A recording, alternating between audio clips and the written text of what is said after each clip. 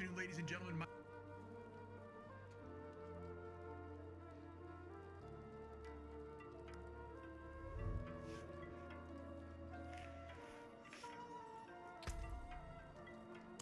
personal logo can set you apart from other candidates, making you not just a name on a page, but a fancy name on a page. So let's get started. First things first, open Illustrator. Use the text tool to type out your initials. Putting each initial in its own text box will let you place them however you want. Great. Now let's play around with some fonts.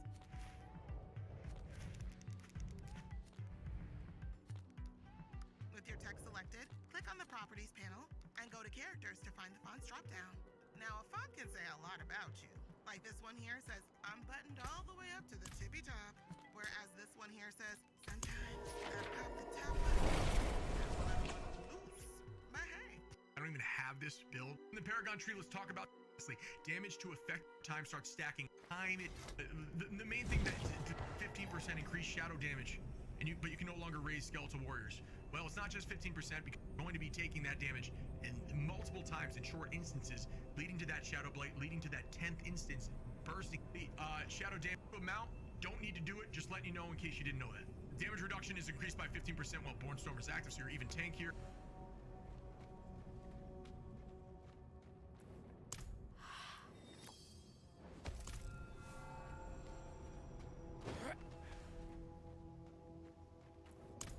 Yes.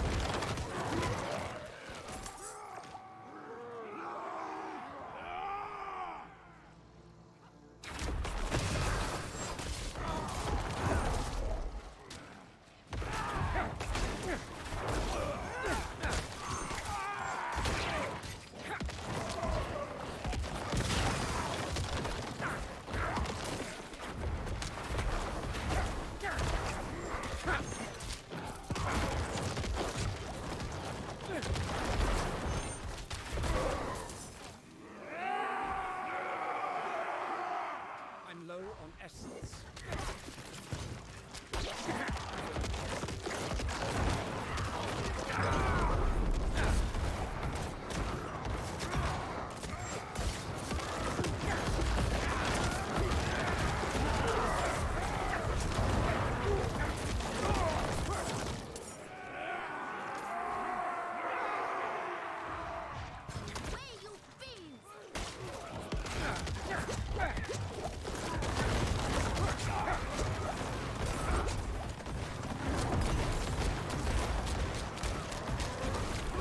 I need more time.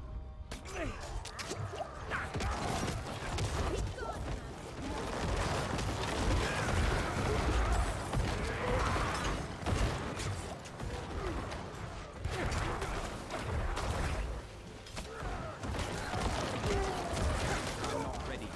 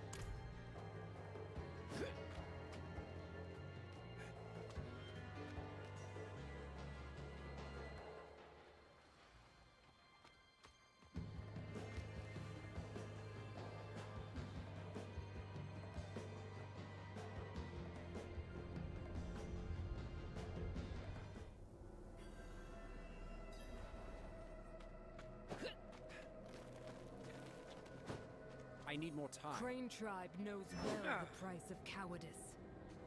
If we stop here, we prove we are no better. Show these mongrels that we will never again surrender to fear. Together, we are the mountain that cannot fall.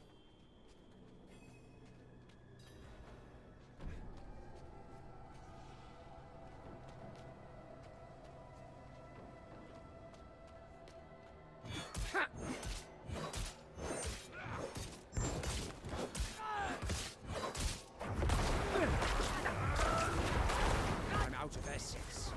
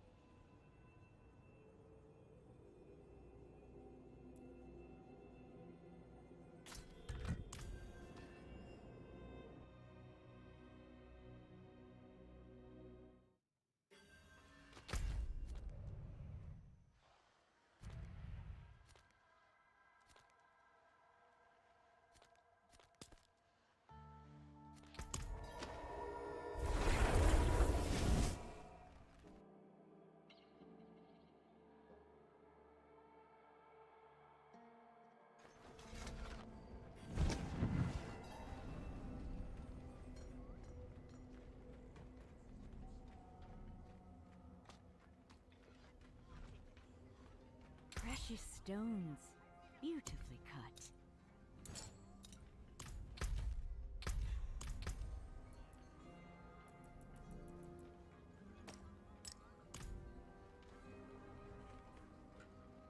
I cannot do that here.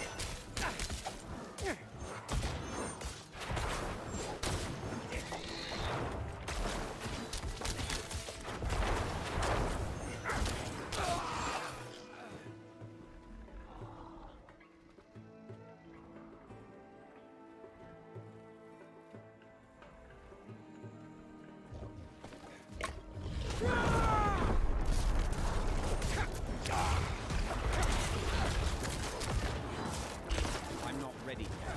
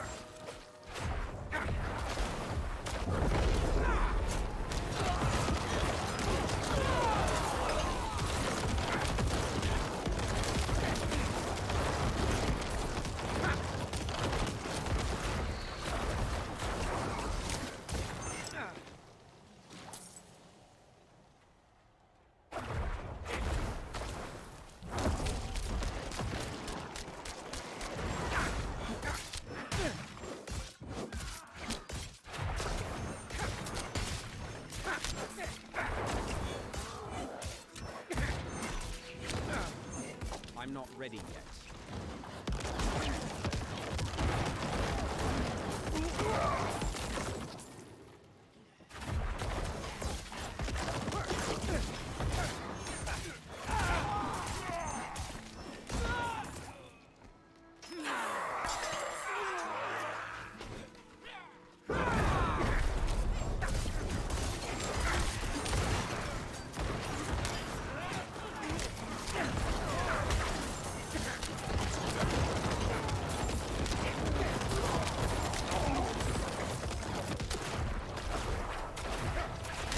I need more essence.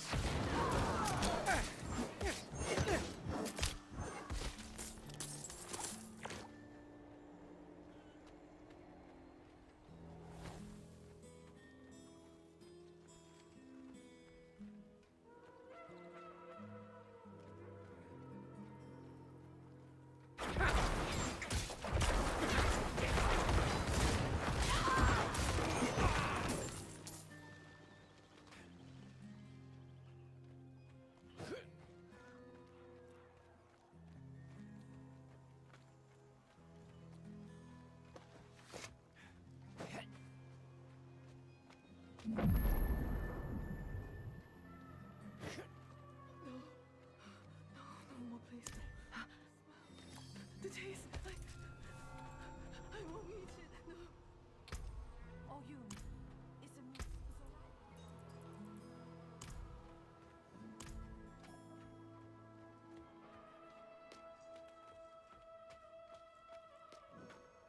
Not while I'm in town. Yes?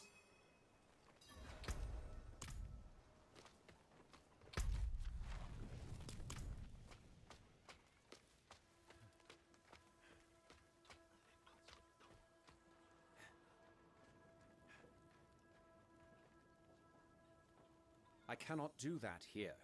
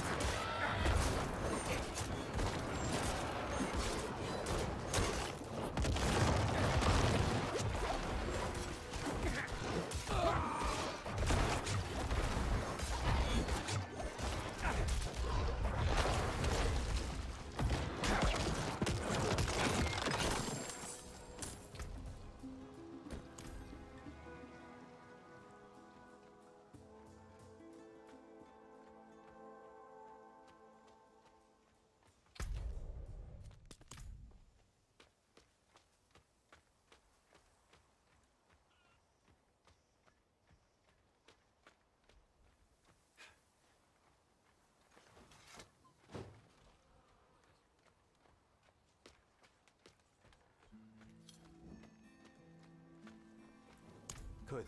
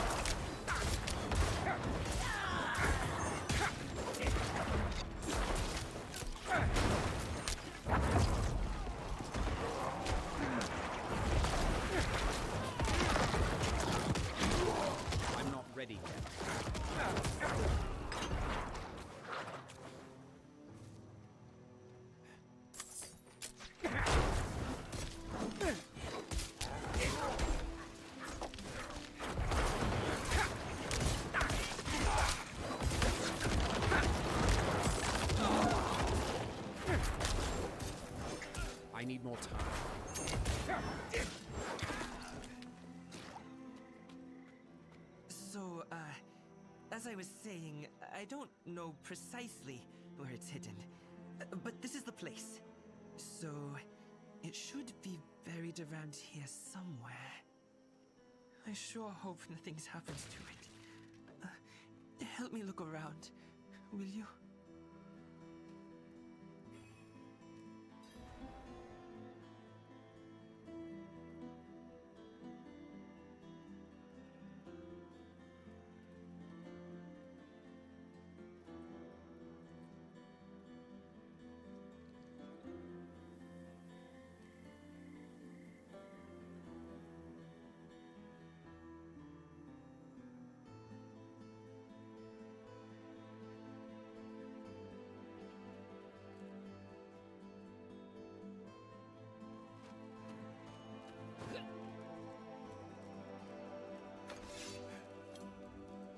The ring once belonged to my aunt, a gift from my uncle.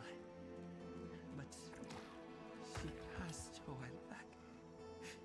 She always spoke of how precious it was.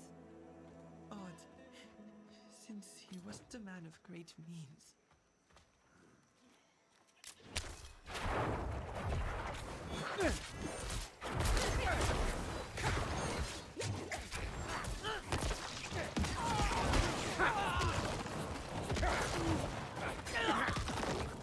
Damn it!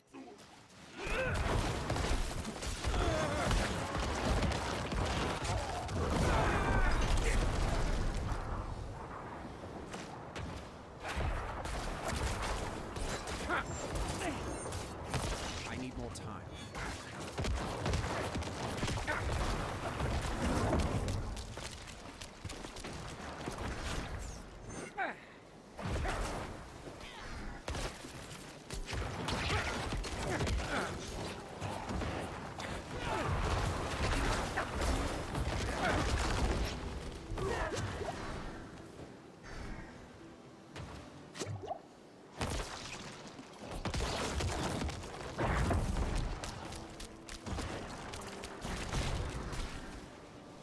I'm not ready yet.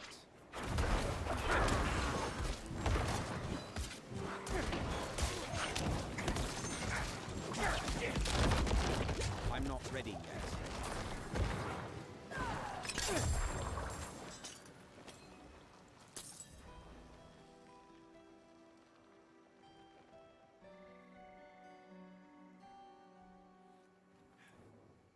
Oh, thank...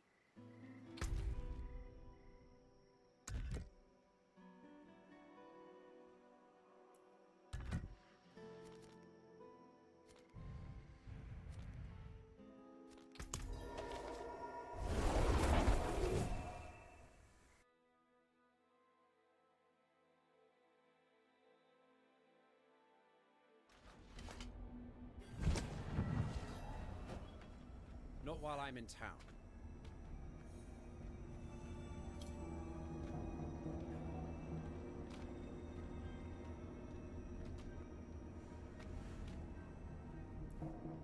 Ah, yes.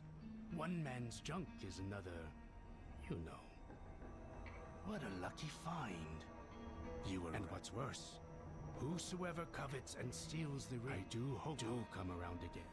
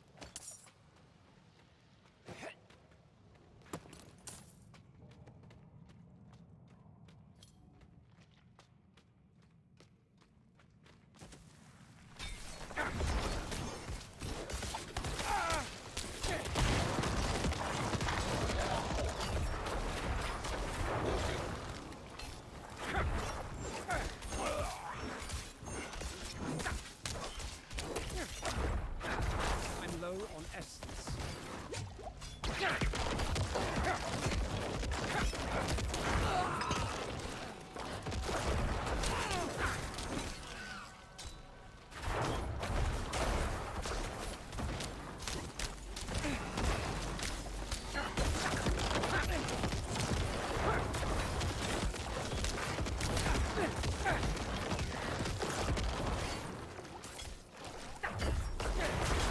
I'm low on essence.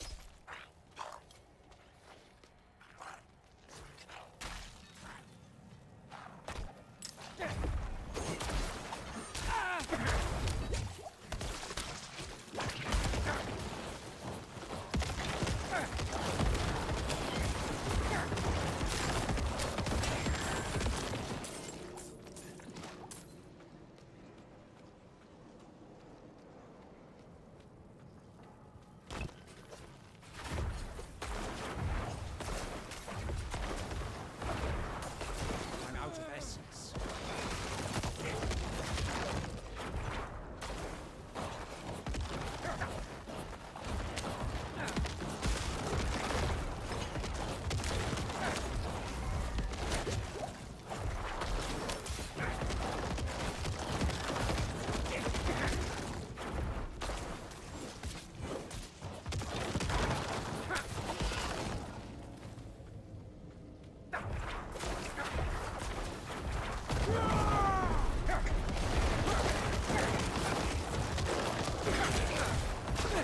I need more essence.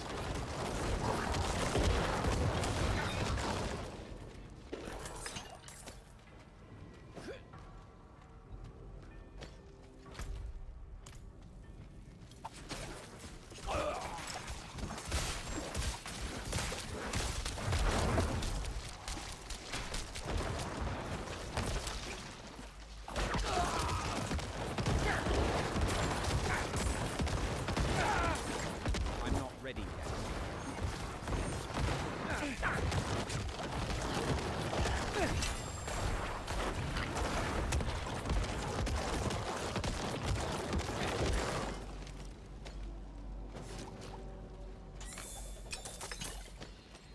I need more time.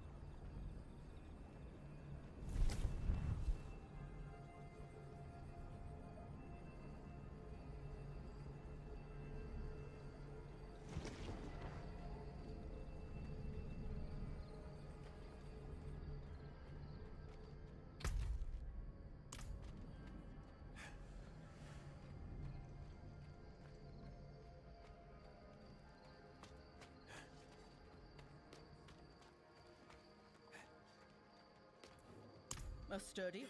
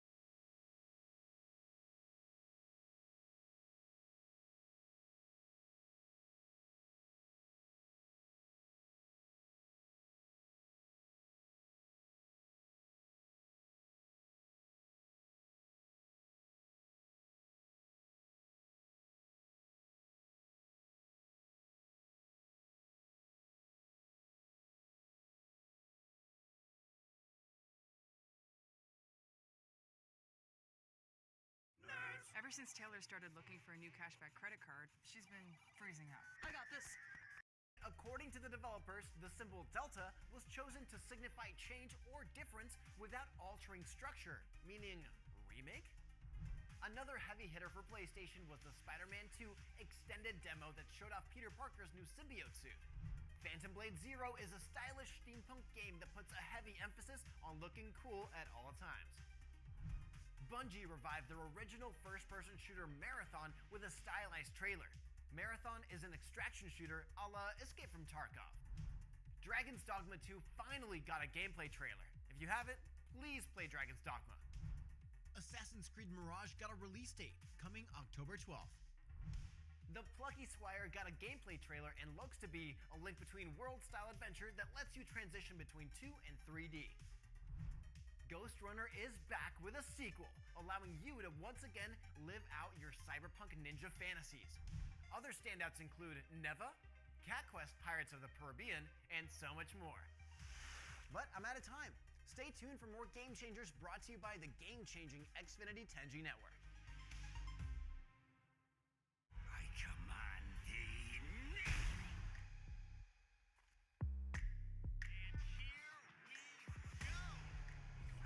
You can't spell Jeff Keighley without 3 E's. But does he have what it takes to carry the E3 torch? Welcome to IGN Summer of Gaming. Today, it's Summer Game Fest.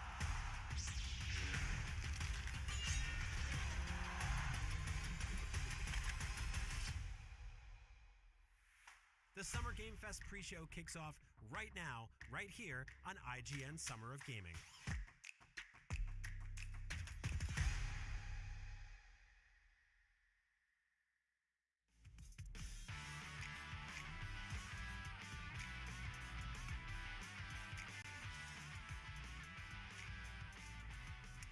Hello and welcome to IGN's Summer of Gaming. Summer Game Fest is about to begin and is sure to include a lot of big game reveals. I'm your host, Damon Hatfield from IGN GameScoop, and joining me now are Ryan McCaffrey, host of IGN's Xbox show, Podcast Unlocked, Max Scoville, host of IGN's PlayStation show, Podcast Beyond, and John Davison, publisher of IGN. Welcome, everybody. Everybody ready to see some games today? It's a good day today. Yeah. Good day to see some games. For the next half hour, we'll be breaking down what games we think might make an appearance today. Before we get started, remember that IGN Summer of Gaming is going on all through June. Head to IGN.com for a full calendar of the big live events and non-stop coverage of everything happening in between. Summer Game Fest is coming up in a bit. We want to hear what you think of it all. Tweet at us during the show using the hashtag IGN Summer of Gaming.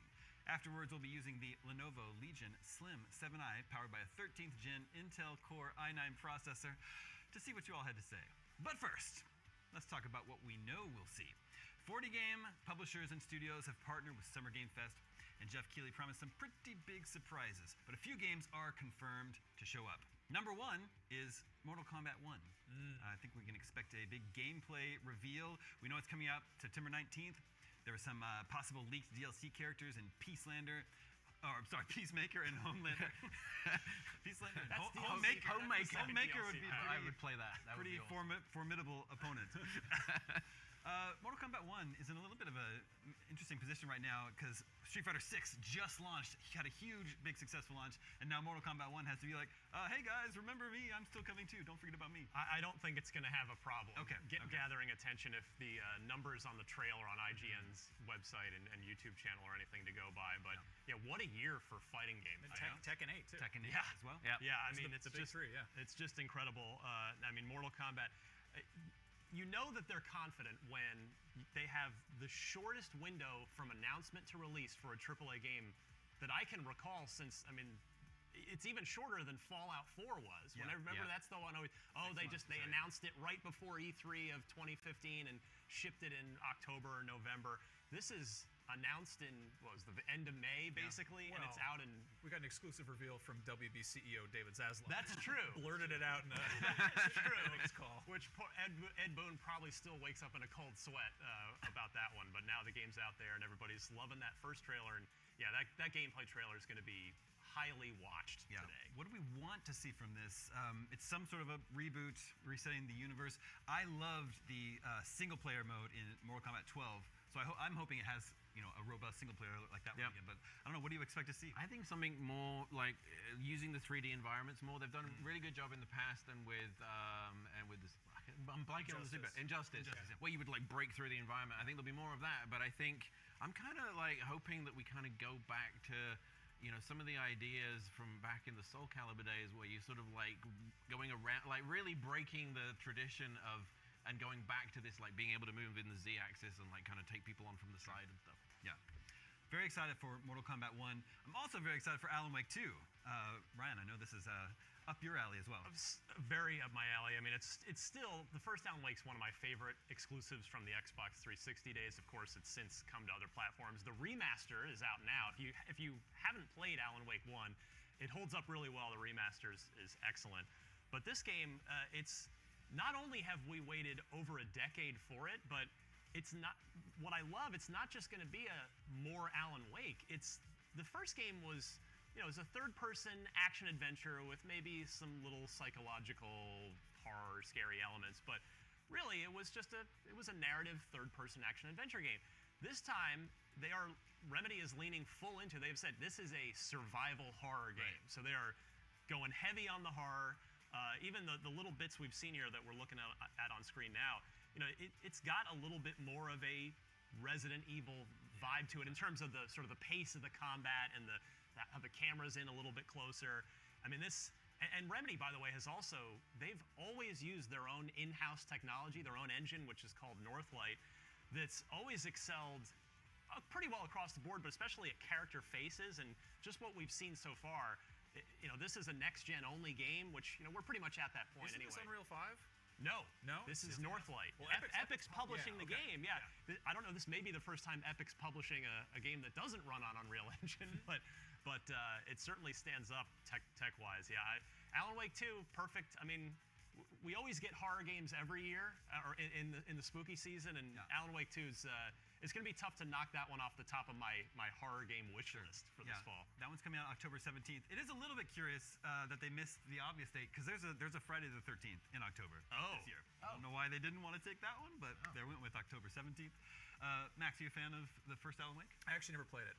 There was a time when I was a big scaredy cat about horror games, but I don't know what happened to my brain over COVID, but I'm much more into them now, so I'm excited to dive in. I mean, there's definitely a lot of games on my backlog right now, but if I get to it, maybe I'll check out the remake. But I'm also kind of curious, there's a lot of people like me who maybe didn't play the first one when it came out.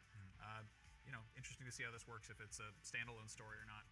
Yeah, well, it is the sequel. It's a direct sequel, follows on from, because there's Alan Wake, and then there was 2 expansions. There was American Nightmare, and now there's Control.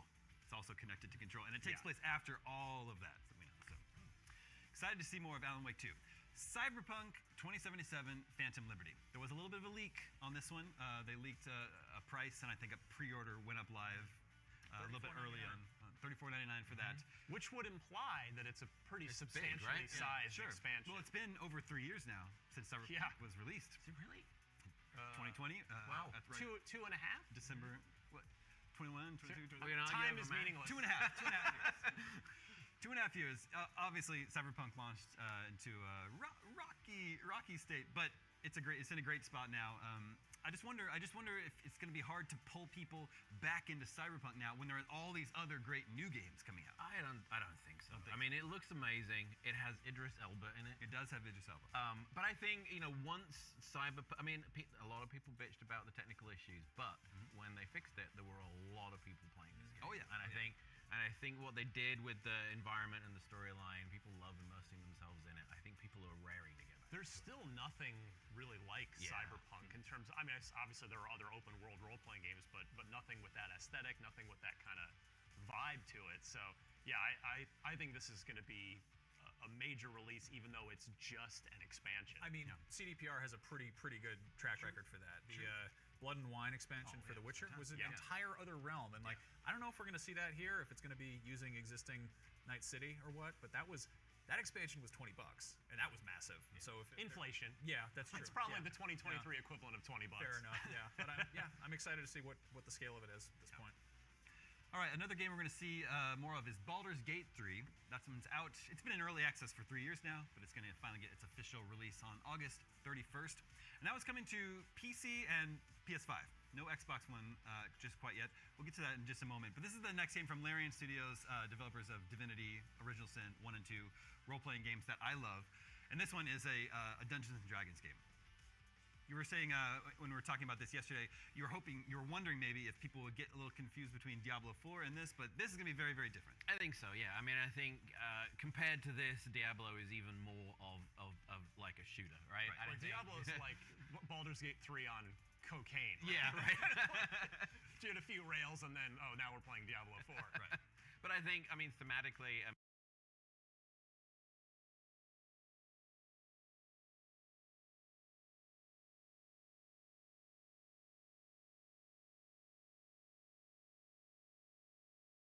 I think they're leaning into the darkness that Diablo is doing. I mean, just look at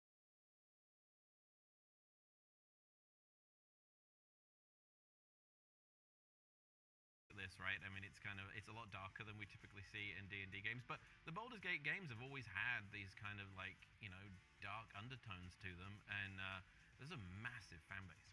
This is gross. This game has had some of the most anything with trailers eyes, I've ever seen in my life. Remember the first trailer? It was like, I was just dry heaving watching that first trailer. But Ryan, the developers have said it's not coming to Xbox at launch because they're having trouble getting the split screen co-op to work with Xbox Series X and S. Maybe the S is the issue there. Yeah, the quote's a little vague on that, but yeah, when these consoles, the three of us, sorry John, do next gen console watch every week on IGN, and we've been talking about this since the run up to these consoles in 2020, where it's like, okay, Microsoft's taking this very unique kind of PC-like strategy with their next generation consoles of having a lower powered one and a higher powered one, the Series S, the Series X. And are developers going to be hamstrung by the Series S at all, of having to achieve parity on it and ship the game on the Series S? And so far, the answer's been no. Everything's worked pretty well on the Series S. I mean, they're obviously not running native 4K. The box isn't designed to do that.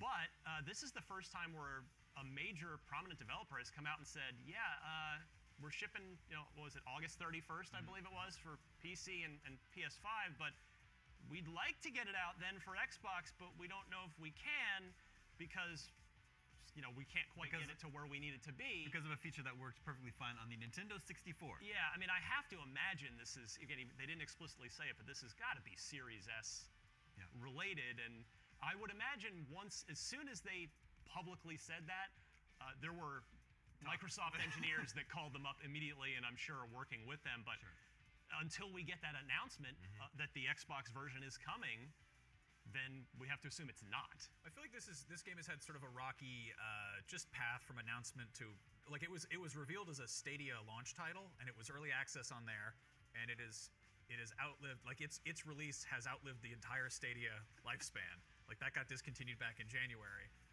and it's got plenty of time in early access. I imagine all that sort of beta and user feedback is going to benefit it.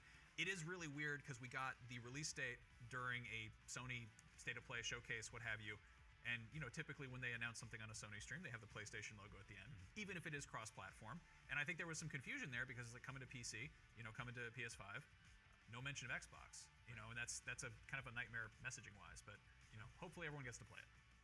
I'm excited to play that one.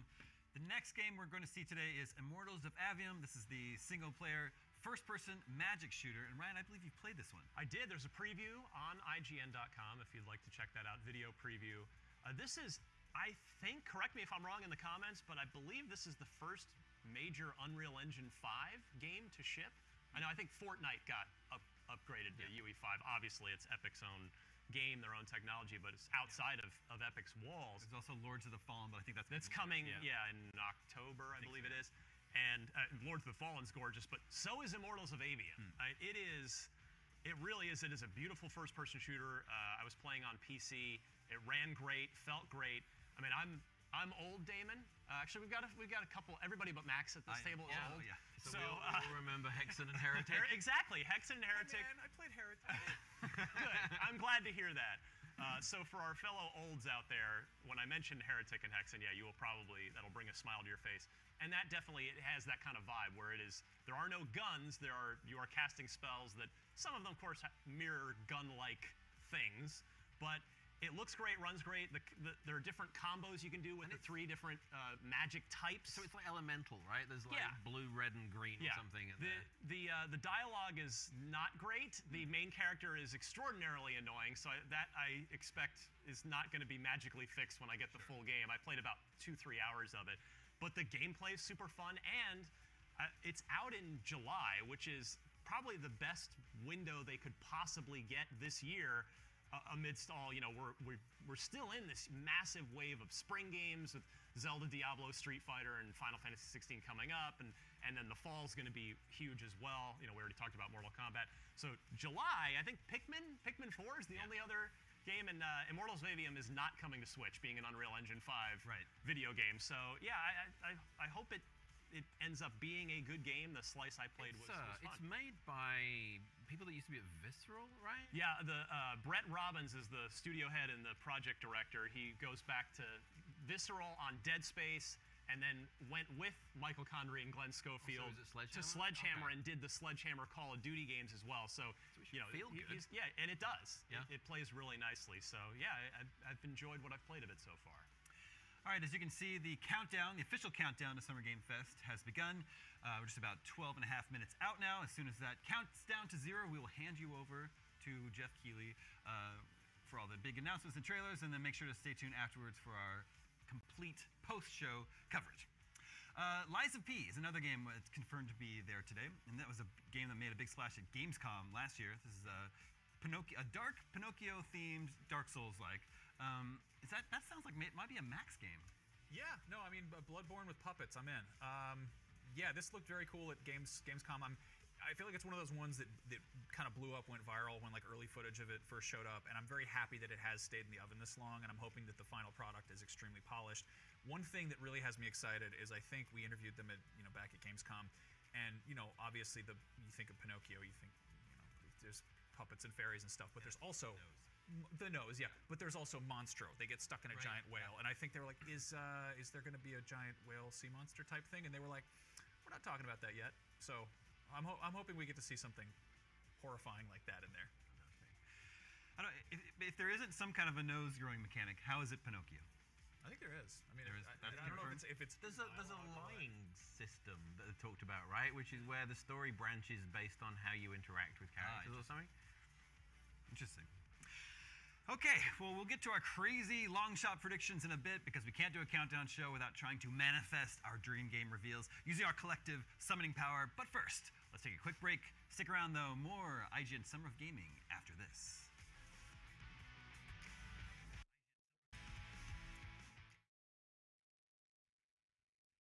Your wheelhouse. But do you ever wish there was more? Introducing IGN Plus, a brand new program that's loaded with tons of cool perks and benefits. Sign up for IGN Plus today and you'll unlock free games and in-game content every month, a free subscription to Map Genie Plus, huge discounts for stuff like Dream Gear, Power A, Humble Bundle, the IGN Store, and tons more. IGN Plus is just $29.99 a year for a limited time.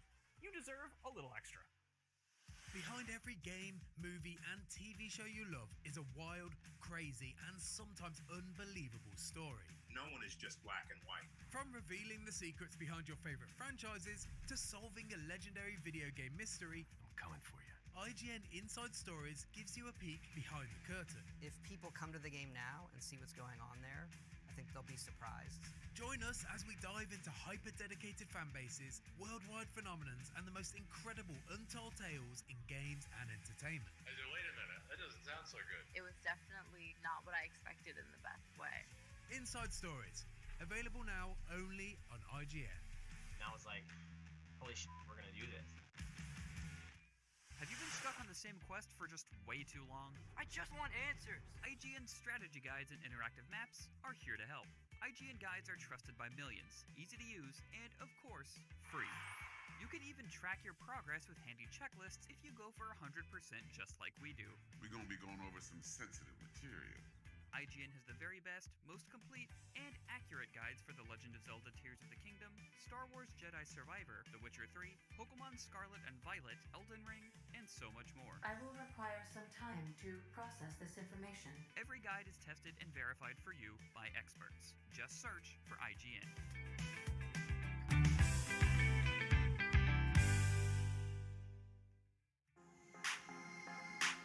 IGN Summer of Gaming is presented by the United States Air Force. The call to serve can come from anywhere, from providing and sustaining security to humanitarian assistance in the event of disasters. And the U.S. Air Force is prepared to answer. And in 2023, the Air Force is hiring over 26,000 new airmen and has over 200 career opportunities. To learn more, visit airforce.com.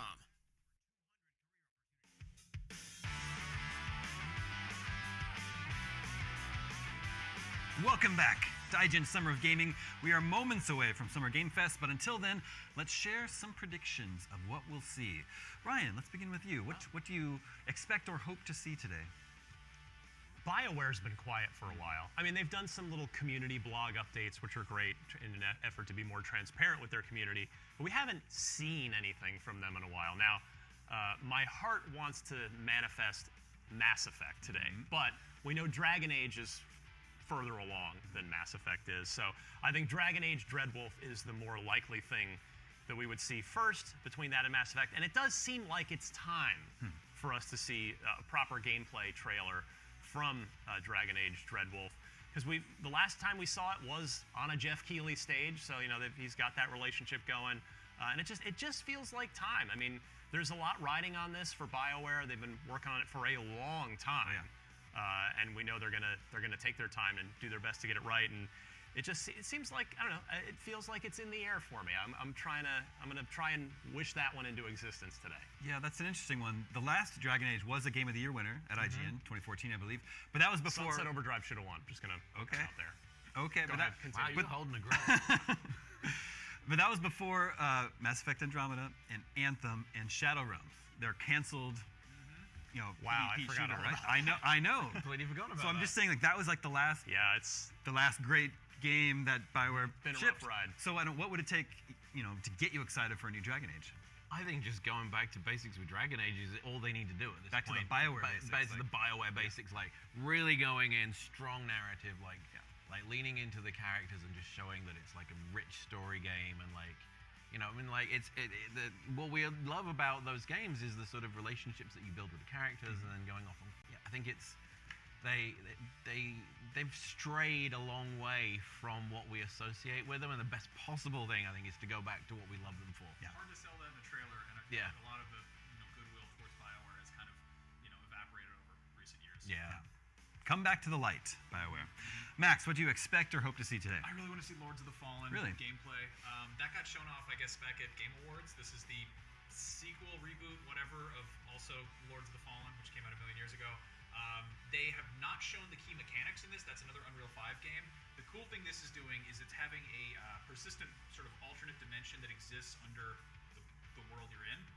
And you carry a lantern that lets you sort of see what's going on there. And they kind of allude to this in one of the trailers, but like, as far as actually demonstrating how that mechanic works, it sounds extremely cool. I got to see this at GDC, and it's as cool as you just described it. It's that cool. Like it also does absolutely look. It's jaw-droppingly gorgeous. Like don't put that on the box. That's just, but yeah, it really was. It's one of the being one of the first major Unreal Engine 5 games. It really was a stunning game to look at, and yeah, it seems like they've made a lot of smart mechanical tweaks to the kind of standard Souls-like formula, namely that sort of other world that you can step into, and there are puzzles environmental puzzles that you have to solve using it. There's some fun little wrinkles on the sort of traditional Soulsborne setup. I think there's one where you have you can bring your campfires with you, or your bonfires, whatever, but enemies can destroy them. So they'll come over, kick sand on it or something, and which can screw up your progress. The other one, I think there's a mechanic that basically it will. I think if you're too cowardly, if you avoid too much combat, it gets more aggressive, which is fright. I might be not the entirely- opposite should Like happen. a reverse scaling difficulty. I mean, punishes I don't know. you. The FromSoft games, if you suck too much, they give you less health and send red Right. skeletons after you. Like it's They put their first gameplay trailer out not too long ago, and we had an exclusive extended version of that trailer that shows a snippet of a boss fight at the end. So if you haven't seen it yet, you got to check it out on IGN. It's really I cool. want to see that in action properly. All right, John, what do you expect or hope to see today? So I mean, it's possibly a pedestrian prediction, but last year we got an early look at Modern Warfare 2. Activision said they weren't going to do a Call of Duty and then changed their mind. I think if we're going to see Call of Duty at any point over the next 2 weeks, it's going to be today. I don't think we're going to see it at a Microsoft thing, given all the nonsense that's going on around them. So I think, if not Modern Warfare 3, then I think definitely there'll be something Call of Duty related today. But I think it will be Modern Warfare 3, and I think as they're moving the remakes forward, they're kind of like getting bolder with the changes that they're making. So it would be great to see, like a game like that and at that scale at this event. Maybe I'm not caught up with the latest. I thought there was going to be a Call of Duty something. But it was going to be more Modern Warfare 2. It was going to be kind of a standalone expansion was the report, and then the more recent report was that they have sort of put more resources into it to turn it into more of a fully fledged, as you said. It is supposed to be Modern Warfare 3, but I don't think it's a remake of Modern the Warfare old 3. Modern Warfare 3. It's getting really confusing. But ironically, it's Sledgehammer doing both of them. Yeah. They came in and pinch hit for Infinity Ward on the first Modern Warfare 3 because most of the studio left to form Respawn, so they had to come in and finish Modern Warfare 3, and now it's not quite the same situation, but they're kind of it's equally like strange circumstances in that this was a standalone expansion that's now being plussed up into a full proper numbered Call of Duty release. My understanding is like Modern Warfare 3, when it first came out, sold incredibly well, but it didn't quite live up to the expectations of its predecessor. I feel like what would they need to kind of do to get a proper do-over with this one? I don't know. I mean, like a Call of Duty not doing well is 30 million units. Yeah. I think we're in a whole other like tier of popularity. Yeah. All right, well, should be less than 2 minutes out from Summer Game Fest. Real quick, one more prediction.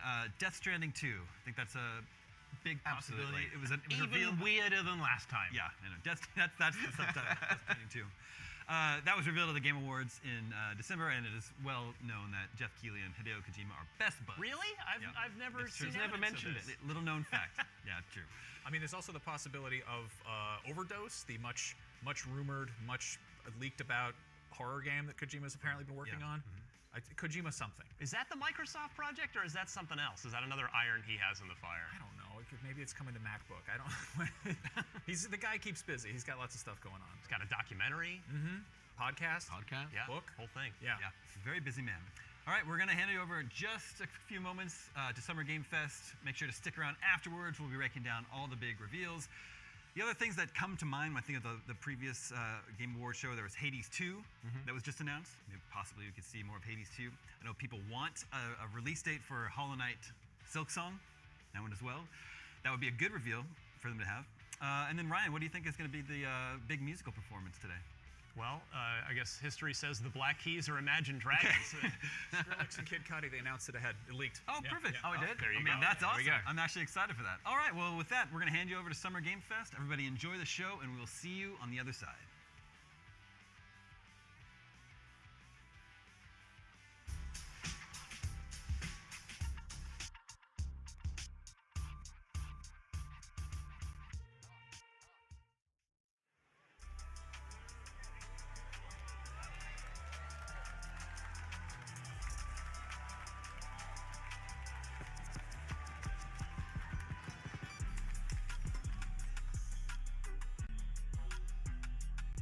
Please welcome to the stage the creator of the Game Awards, Jeff Keighley.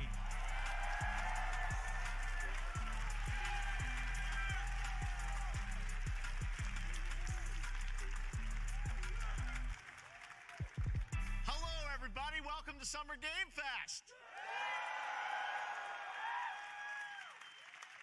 We We are in person, and today we've got a look at what's next in video games for you. We are live here in Los Angeles at YouTube Theater, and it feels so good to be in person with a live fan audience for the first time ever. Welcome, everybody.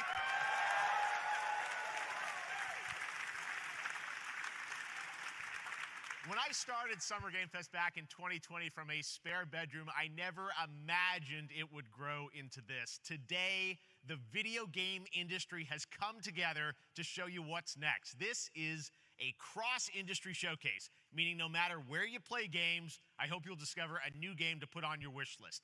The landscape of video game events has certainly changed over the past few years, but one thing hasn't. There are a lot of great games in development, and our singular goal today is to get you excited about the future. In just a few minutes, we'll see the first extended gameplay of Mortal Kombat 1. It delivers, don't worry. Alan Wake 2, the reveal of Fortnite's next season, and yes, we do have a very special grand finale that you're not going to want to miss. That's all I'll say right now. But let's get right to the games and gameplay. The first reveal is something you're not expecting, which makes it that much more exciting. Here we go.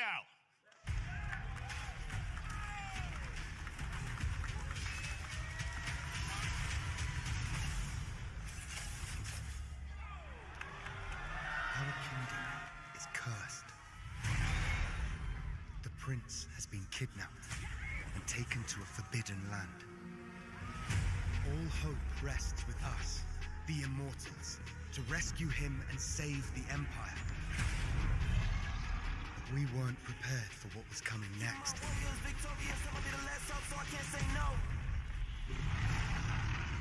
Then again, they weren't prepared for me.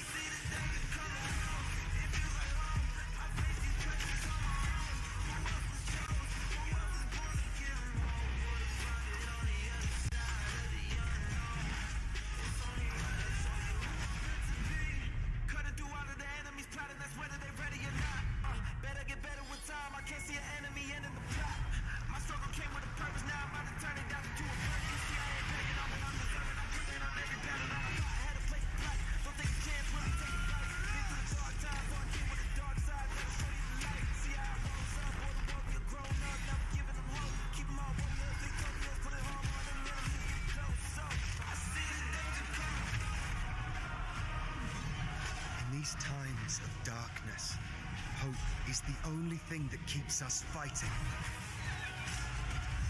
I will fulfill my destiny and save the kingdom.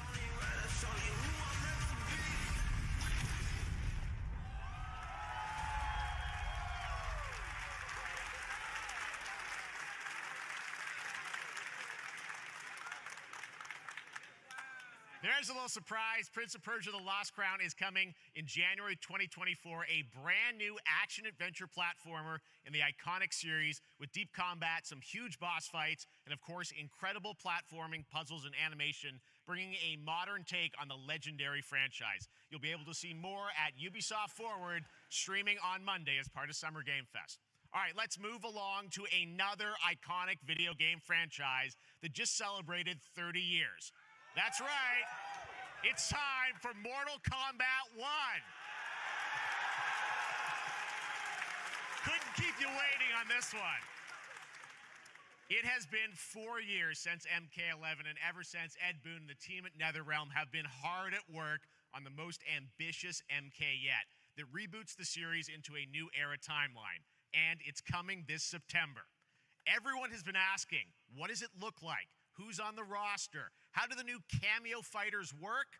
Well, now it is time for combat. No spoilers, but this video is literally insane. Here is an extended first look at the story, gameplay, and yes, of course, the fatalities of Mortal Kombat 1.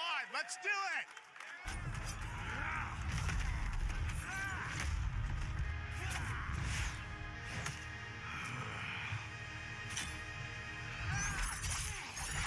I have had enough of you. Then go. before I put you down. Fight!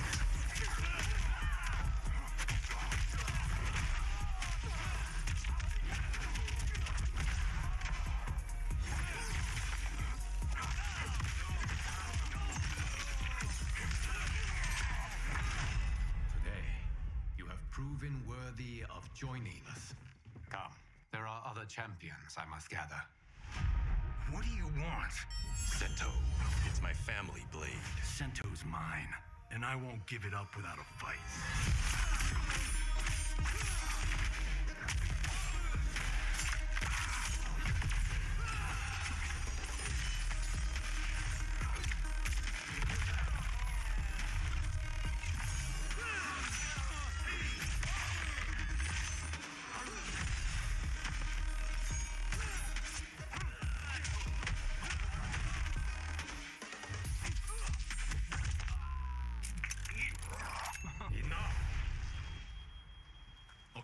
Back to one here. Who are you again? Lord Liu Kang, protector of Earthrealm, god of fire.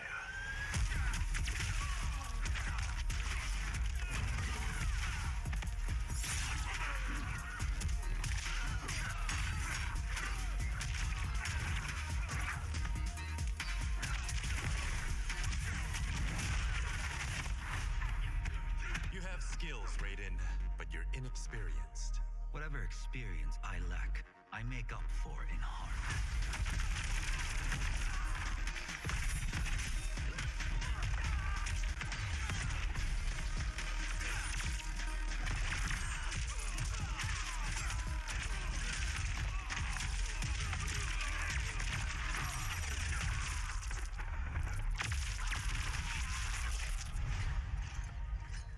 If your disease becomes known, you will be banished. I only want what's best for you. Or do you secretly covet my throne?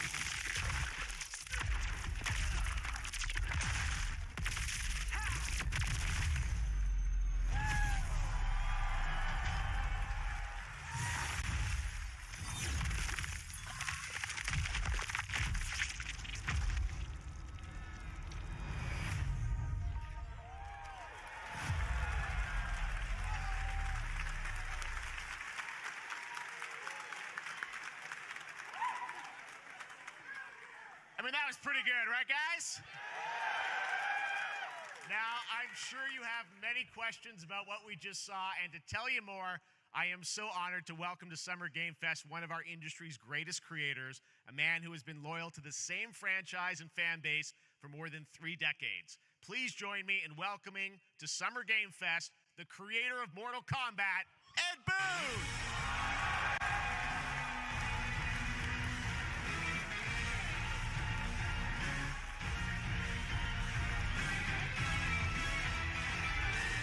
Congratulations. They love you. All right. Well, Ed, first of all, thank you for that incredible world premiere. We got to see all of the gameplay of MK1, and everyone just wants to know more about this because, first of all, this is it's MK1, right? It went from 11 to 1. So tell us about this. Is it a new timeline? Yeah.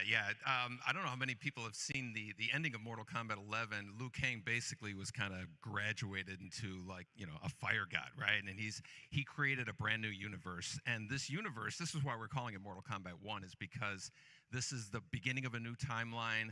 A number of these characters you've seen before, but they're told in a completely different story. And so Sub-Zero and Scorpion are brothers now, and there's all these things that were rivalries before are now allies, and so mixing the whole thing up. So we're just kind of rebooting, and that's what the 1 is for.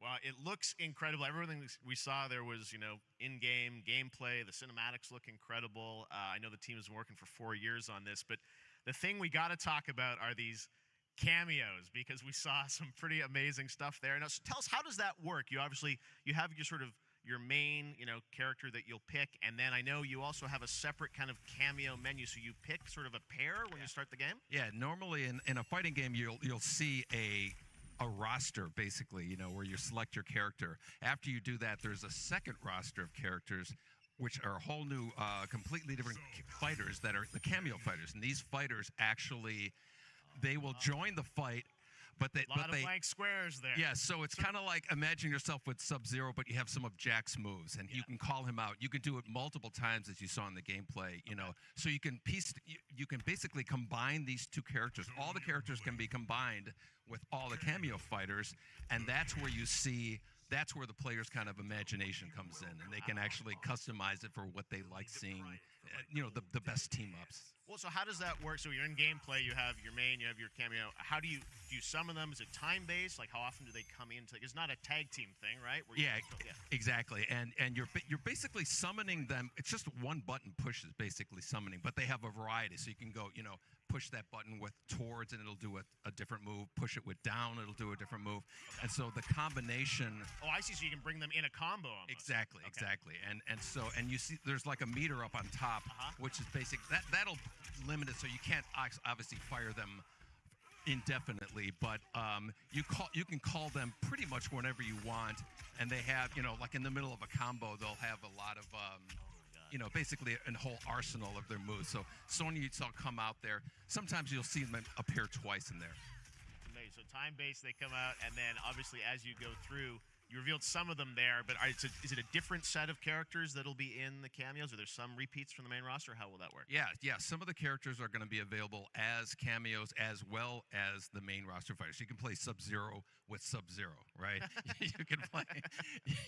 Same thing with Scorpion. But a lot of our cameo fighters are kind of like nods back to our first game. So you'll notice Sonya and Kano and Jax are in their kind of older costumes. And so there's a lot of that novelty. We have a lot of like really surprise ones. I think you guys saw Goro. Yes, Goro popped in there. Yeah. Exactly. So there's a lot of like kind of really digging into the old Mortal Kombat games as far as getting, we really love the novelty of it. We really want the cameo characters to feel, kind of nod to the old games. Well, speaking of not the old games, let's talk. You confirmed, I think, or it's at least known, that Jean-Claude Van Damme is actually going to be in this game as Johnny Cage, right? Is that true? Yes. People don't know the story. I mean, Bloodsport was such an inspiration for Mortal Kombat, so he finally is now part of it. It's a huge first full circle moment. The first Mortal Kombat game, we originally wanted to be Van Damme, the video game, and that never really worked out. So I can't tell you how many times over the last 30 years we've tried to get him. We were this close, like 4 or 5 times. And so finally we got him, and he's doing the voices too. Wow. So you're going to hear Jean-Claude, his voice doing Johnny Cage lines and stuff like that. We're really excited about it. Wow. Well, I know the team has been working so hard in Chicago to build this through COVID, and it's coming out in September, so we don't have to wait long, right? That's right. This has been a very difficult secret to keep over the last 4 years. And so, but we could not be more excited in terms of getting players' hands on it. And throughout the summer, we're going to be showing a lot more content, a lot more characters, a lot more cameo characters. So there's a lot of reveals that are coming up. Amazing. Well, Ed, thank you so much for giving us the first look at MK1. As you said, this weekend people will be playing it, press and media, so we'll be seeing lots more coverage, lots more characters to reveal on the main roster and cameos. Ed Boon, thank you so much. First look at Mortal Kombat. Awesome. Thanks. Amazing. So excited about that one. All right. Next up, it's been a fun couple weeks for action RPG fans with the release of Diablo 4, which is truly fantastic. Another big and anticipated ARPG is Path of Exile 2 from Grinding Gear Games, who have faithfully been updating and patching the original PoE since its release in 2013. We haven't seen anything on the sequel in over 2 years, but that changes right now. Here is your first look at a raw gameplay capture from Path of Exile 2, a sequel that pushes the engine and gameplay to a new level.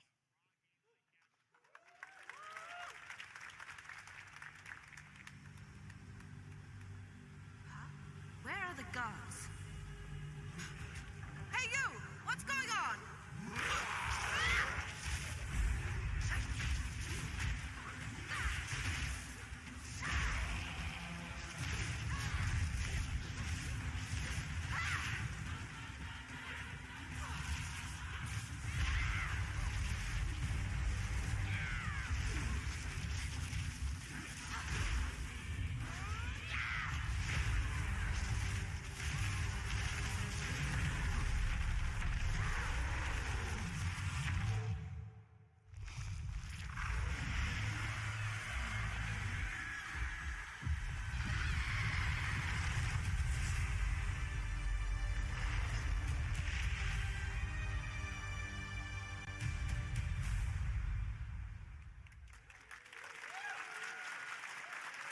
Looks amazing, and there's more coming in July. Last week marked the release of Street Fighter 6, a game we featured last year at Summer Game Fest. Well, the team at Capcom has an important update to share with you right now.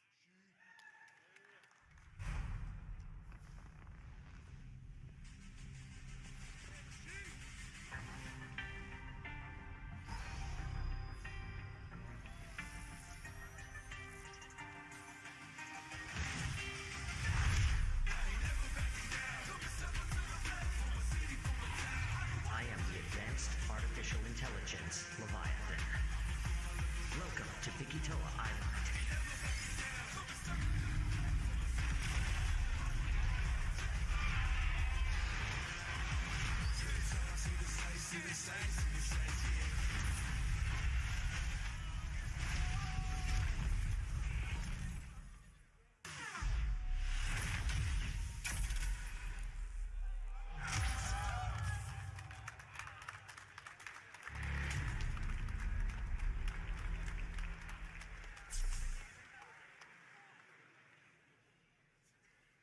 I'm guessing Ryu from Street Fighter facing off against a dinosaur probably wasn't on your bingo card for today's show. That Street Fighter Cross Exoprimal collab will launch in the fall with the game coming out on July 14th. But guess what, guys? That may actually not be the craziest collaboration on the show today. Check this out. There's nothing more powerful than imagination. It can shape the fabric of reality, transforming everything you may think you know.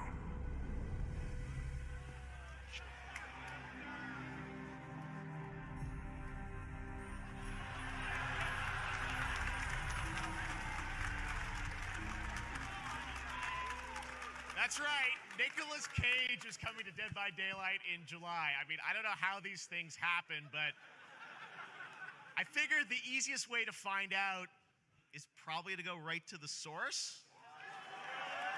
This man's bold creative choices have earned him an Academy Award and a few memes on the internet across more than 4 decades of incredible films. Please join me in welcoming to Summer Game Fest, Nicolas Cage!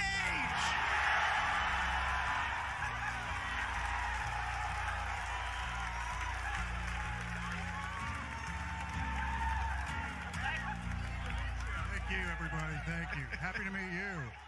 Nick, I gotta say, welcome to the video game world. Oh, wow. Yeah, thank you. I'm so happy to be invited to your very, very cool club, everybody. Finally, I mean, I gotta say, this is such a crazy, unexpected collaboration. I gotta understand, how did this come about? I mean, some people be like, oh, maybe he'll show up in Fortnite. Maybe he'll be in a Hideo Kojima game. But Dead by Daylight, I mean, how does this happen? Well, it's a museum of horror, right? Yes. And when I make movies, one of my favorite genres is horror. And in this, and in that genre, there's a character, a murderous ghost named Sadako, who I think is amazing. And she made an appearance in this game, so that was good enough for me. Okay. That's what, yeah, I mean, that's what's fun is you're playing one of the survivors in this game, and it's cool that, you know, it really is this museum of horror. Michael Myers, you said all these different characters all coming together. And you play yourself, or who do you play? So I play this heightened exaggerated version of a film actor named Nick Cage. And he's going to a location thinking he's making a movie, and instead he wakes up in the fog. And in the fog, he's surrounded by crows and serial killers, and it's rather amusing. And there's something about it that I think, as a survivor, is like a bonding experience. It's a bit like hide and go seek. You have your 3 other teammates who are survivors with you, and it's teamwork. You're working together to pull through, and I like that. And so that was a large reason for wanting to do it as well, that feeling of bonding with your friends.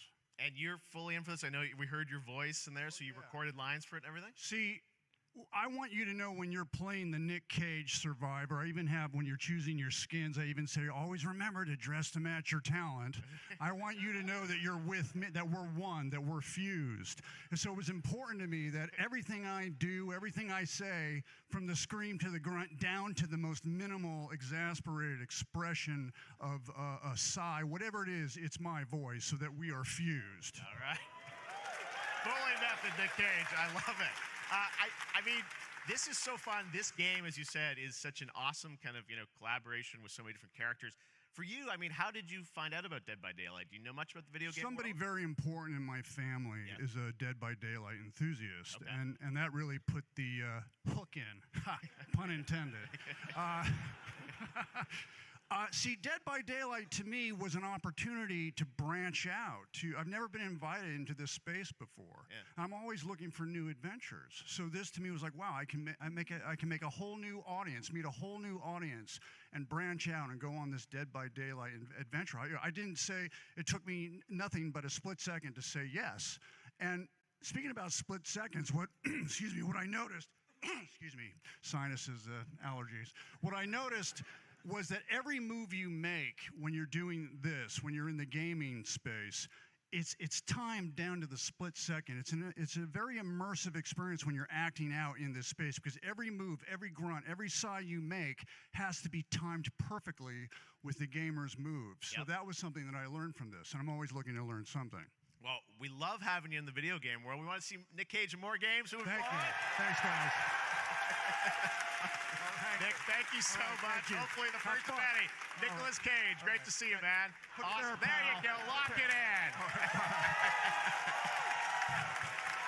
Now, for all of you who want to play Nick Cage in Dead by Daylight, the chapter officially comes out on July 25th on PC and console, but PC players can try it earlier by downloading the player test build on July 5th. And here's an exclusive first look at Nicolas Cage in Dead by Daylight.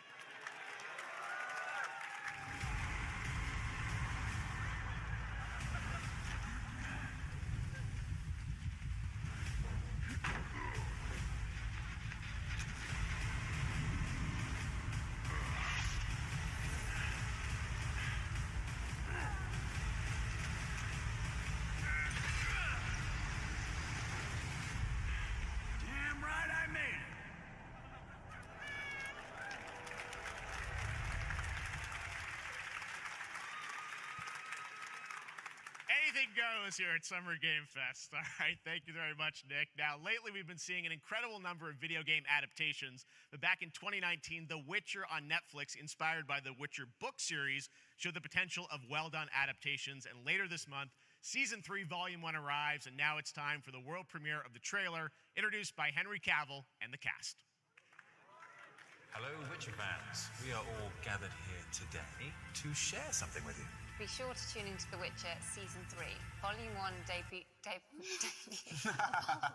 Volume 1 debuts on June 29th, only on Netflix. Get ready to watch the world premiere of our brand new trailer for Season 3 of The Witcher. Thanks for tuning in to the Summer Games Fest and enjoy the trailer.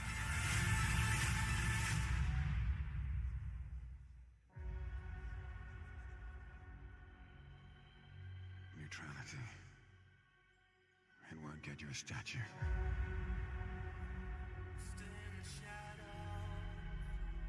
But it'll certainly help in keeping you alive.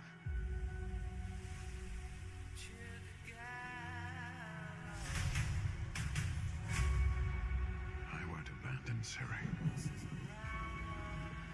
Neutrality has consequences too.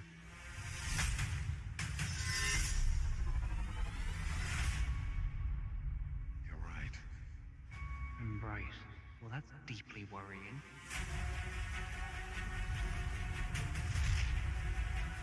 Everything that's happening. It's all connected. And she's at the center of it. If war is coming, there is no hiding her from it. You sure about this? Are you?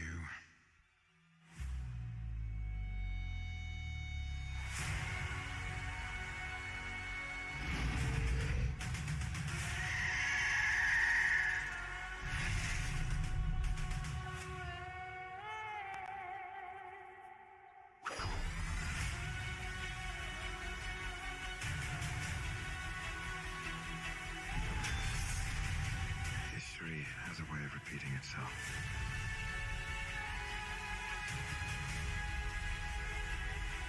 The dangers we've seen foretell an even more menacing future. For the first time, I understand real fear.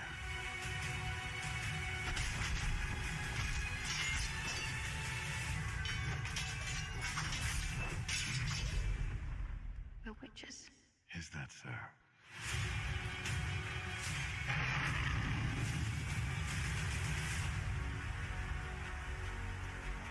I'll never get over how cute they look for monsters.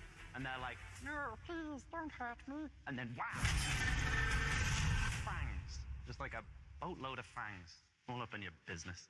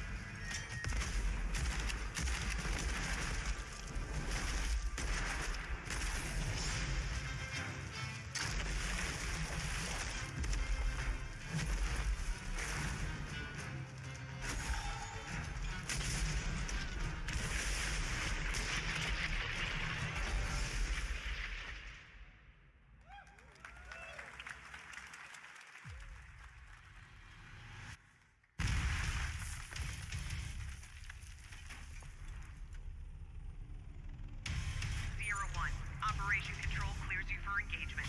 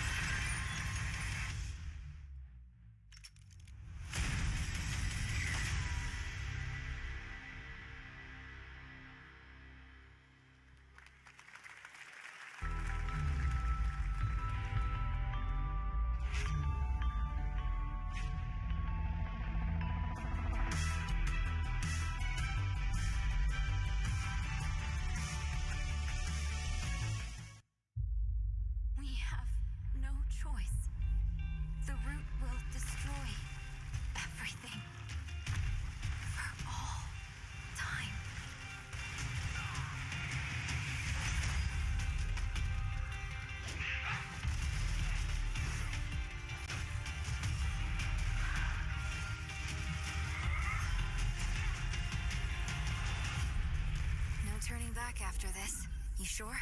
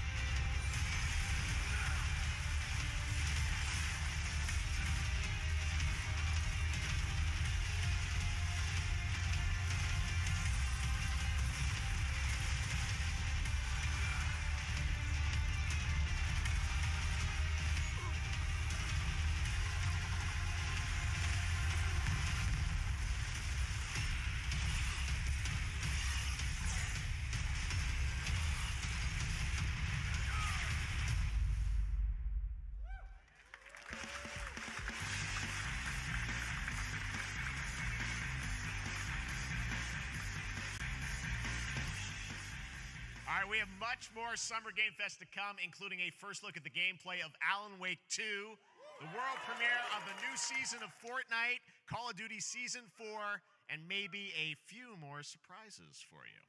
As we go through today's reveals, use the hashtag gaming on TikTok to react to the news. And we want to welcome everyone co-streaming the show live on TikTok, Twitch, YouTube, and other platforms. For those of you on Twitch, we also have a special Warframe Twitch drop, a free Steinax Warframe for watching more than 30 minutes of the show. Now, speaking of surprises, another legendary gaming hero is set to return later this year in a brand new game built from the ground up in a style that I think is going to get this fan base and longtime fans of video games very excited. Here's another Summer Game Fest global game announcement. New thrills with a classic feel.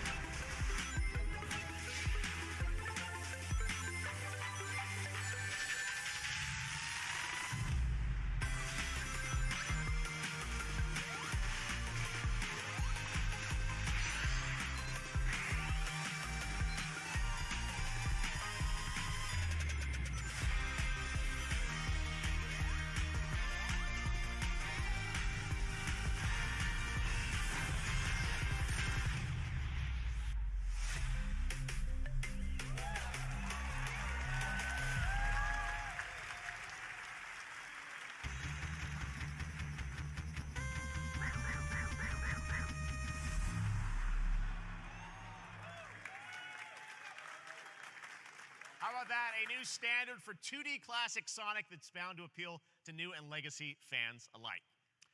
This past April, Honkai Star Rail launched, and as you're about to see, the game is bringing an exciting new character to space fantasy RPGs. However, we don't just have a new peak for current players, but also for those awaiting the game's release on PlayStation. Take a look. I wish this universe had a few more things to do. Don't you get bored running across the map every day? Team Trailblaze back from duty. Mission 1 accomplished. Where's our next stop? I can't wait. Another busy day ahead of us.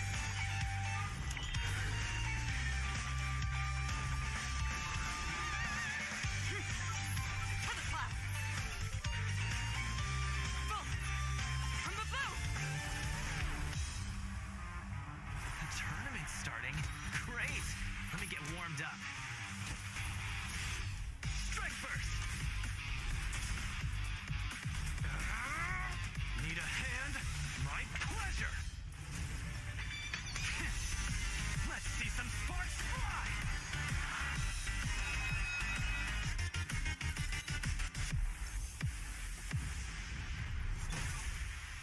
Huh. Never mind. I miscalculated. Can you let me have some fun this time? Time for a buzz. Excess speed, too slow.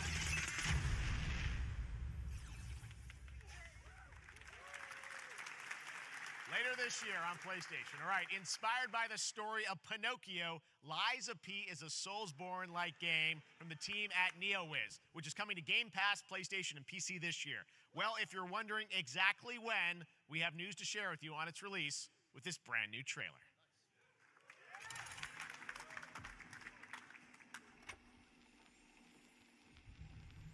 Geppetto's puppet. We need your help.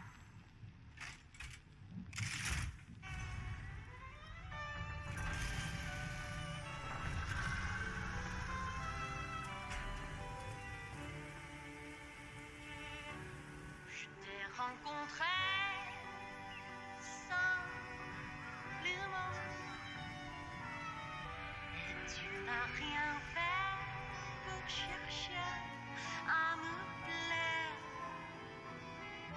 Je t'aime pourtant,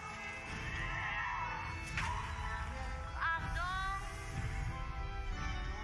Rien, je le sens.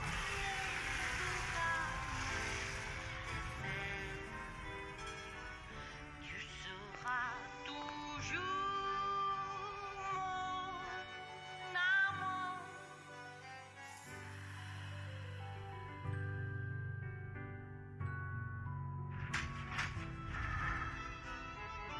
Je te fuis parfois, mais je reviens quand même. C'est plus fou que moi. Toutes les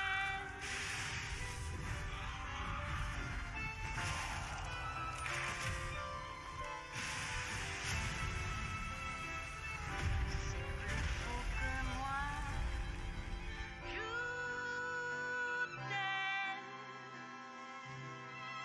Listen, pal. Nice landing, but let's not make it a habit.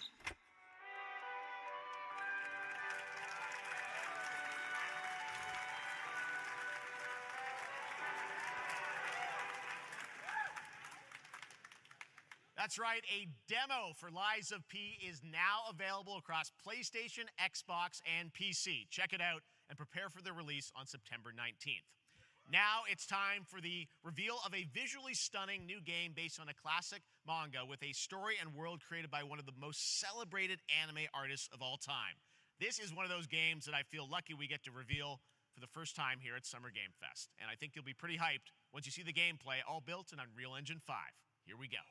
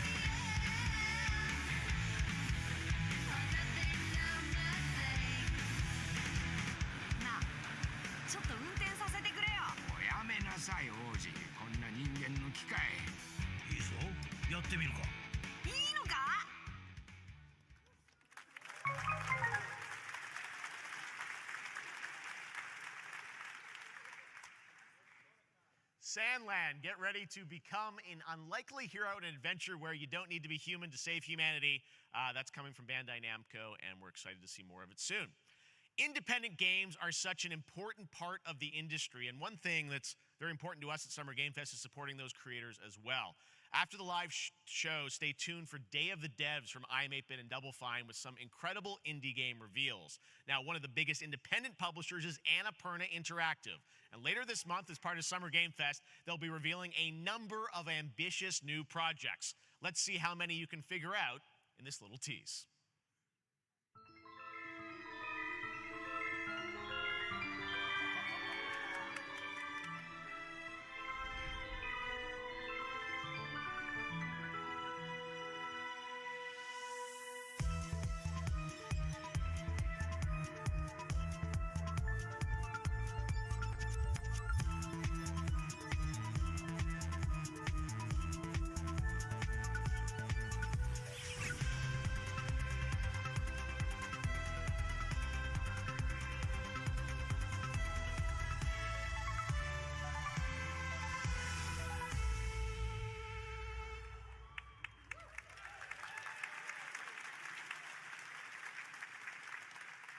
Wonder what that was at the end. We'll find out later this month. All right, next, we're stepping into the world of Throne and Liberty, a free-to-play PC and console MMORPG from NCSoft and Amazon Games with an always-changing environment, massive scale, PvPvE, and the ability to transform into creatures to battle across land, sea, and air.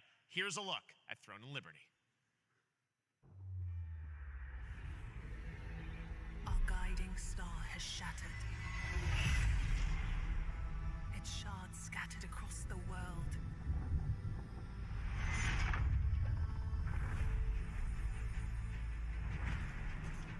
An ancient evil searches for these lost fragments, destroying anything in their path. You must find them. Harness their power. And put down this threat once and for all.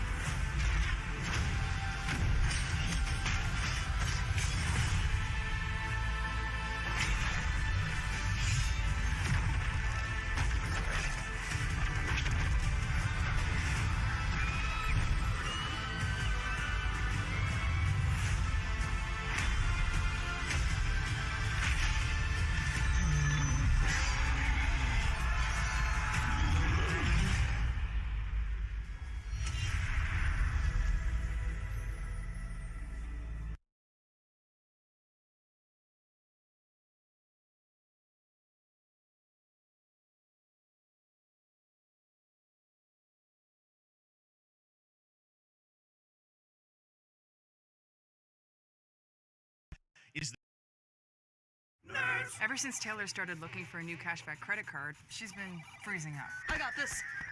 Or you could try NerdWallet, which is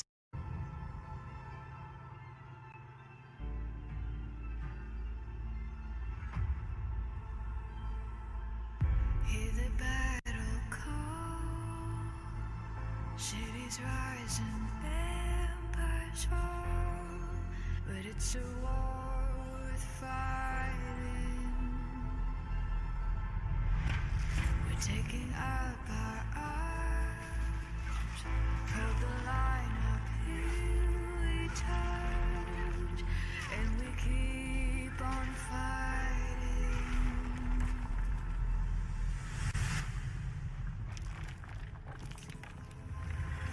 It's a war worth the fight.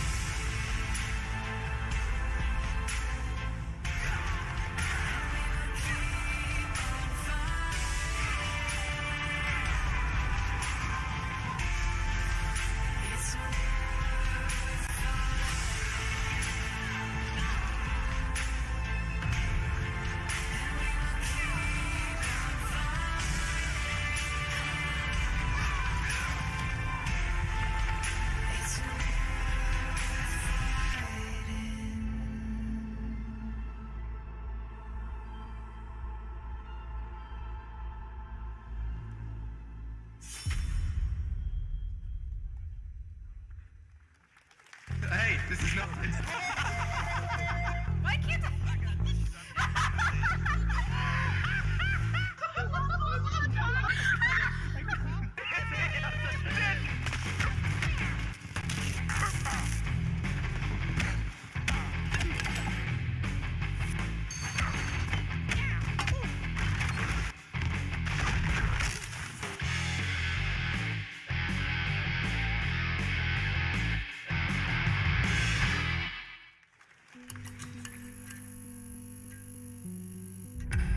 Pilgrims, summer is coming, and with it, a lot of cool stuff will make its way to Dying Light 2 Stay Human. Get ready for darker, more dangerous nights and roaming volatiles, complete with improved parkour, rolling out with the next update in June. Then, right after that, we'll kick off an event season like you have never seen before. Trust me, for one of them you will want to get your butt barbed wired. Very soon, you will get the deadliest summers to date.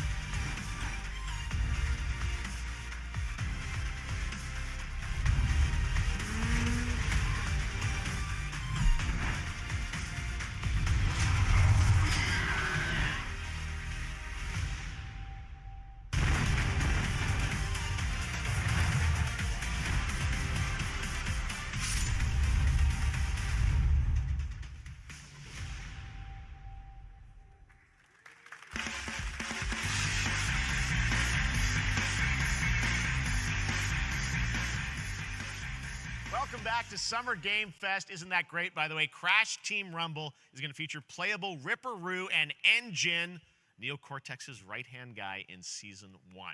Now, it's time to change the topic and descend into madness.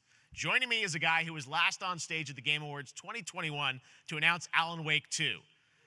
He's come all the way from Finland. Please welcome from Remedy, Sam Lake.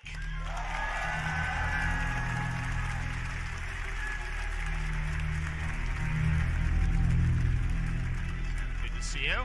Looking dapper as always. Thank you. Thank you. Well, we are so excited because when you announced Alan Wake 2 at the Game Awards, you said 2023. We are in 2023. It's coming this October, and we are so excited about this, Sam. I know it's been a long time coming for fans and for you. 13 years since the first Alan Wake. So tell us a bit about what can we expect in the sequel. It's been quite a journey, yes. Yeah. Alan Wake 2 is Remedy's first survival horror game. We have two playable characters. It's a 50-50 split between them. They are on their own separate terrifying journeys through two different worlds, and yet it's all connected. And the player gets to switch between them at given points in the story as they choose. Yeah, we saw, obviously, at the PlayStation event, you revealed Saga, the second character. Tell us a bit about her. She's in Bright Falls, and she's sort of living a narrative that Alan has written. Is that right? Well, that's a good question to ask going into this. So, yes, we have Alan Wake, our title character, of course, trying to escape from the nightmare dimension of the Dark Place. Yes. And then we have Saga, our new hero, FBI agent, coming to the Pacific Northwest small town of Bright Falls, together with her partner, Alex Casey. Okay. So how, and they're somehow linked in some way, right? They are coming to investigate a series of ritualistic murders. Okay.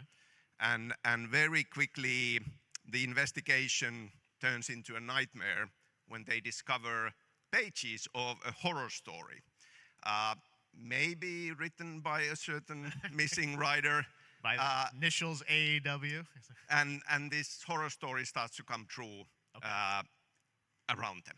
Interesting. So obviously it's, Alan is still going to be playable in the game. You're going to experience his journey, but Saga, this is sort of new character, and there is that sort of link. Tell us a bit about, you said split 50-50. Do they have separate missions? Because I think you can play them in sort of different sequences or orders if you want, right? Yeah, we go into the experience playing as Saga. Okay. And it's a sequel, but it's also a standalone experience. We are not expecting everybody to do homework if they have not played the original game.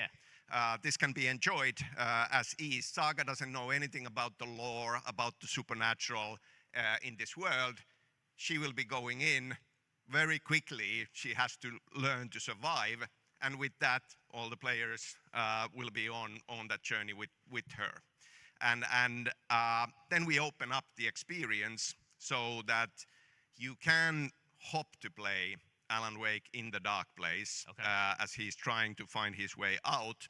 And you can keep on playing as Saga in the Pacific Northwest as the investigation goes on. And you are free to switch between them. There are a lot of connection points in many surprising ways, but there is no right way to play through this.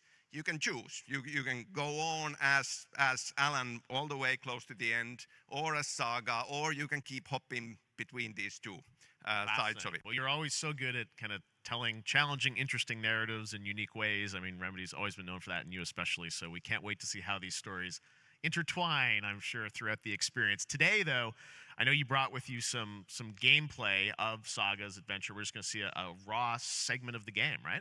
Yeah, raw gameplay for the first time ever. This is early on from the experience.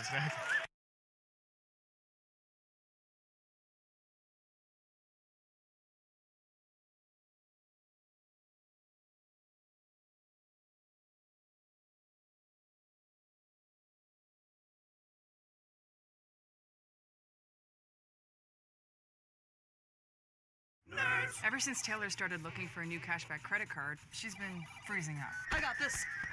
Or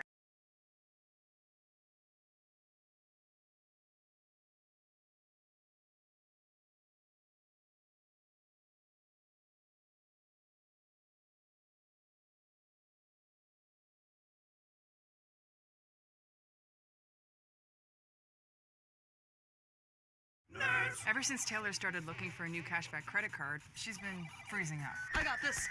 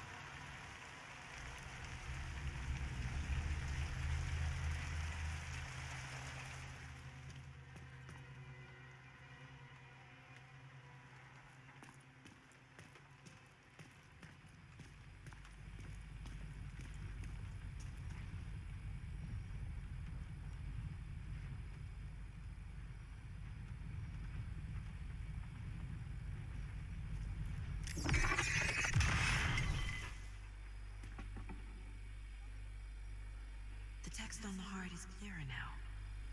Legible. I knew it would be here, like I saw it in a dream.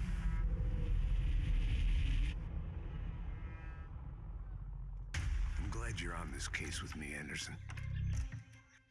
Killer left a message. It's for us. We were all trapped in a horror story. The horror story wanted us dead. There's something I'm forgetting. Something important. Something's not right!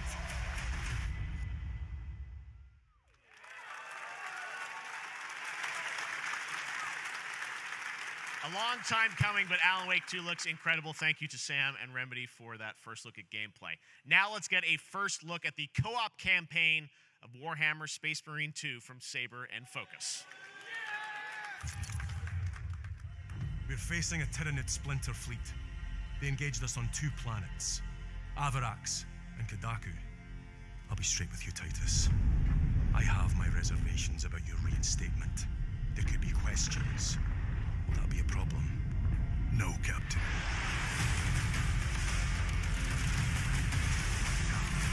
Tyranid!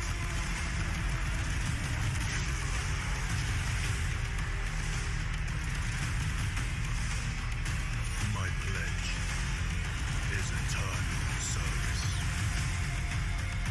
Xenos inbound! Eviscerate this abomination! Come forth and be slaughtered!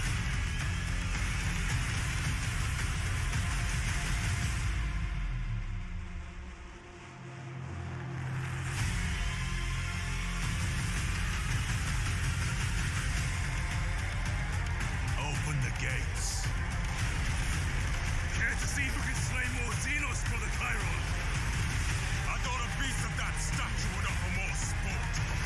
Hold them back, damn it! For Ultramar! For the Emperor!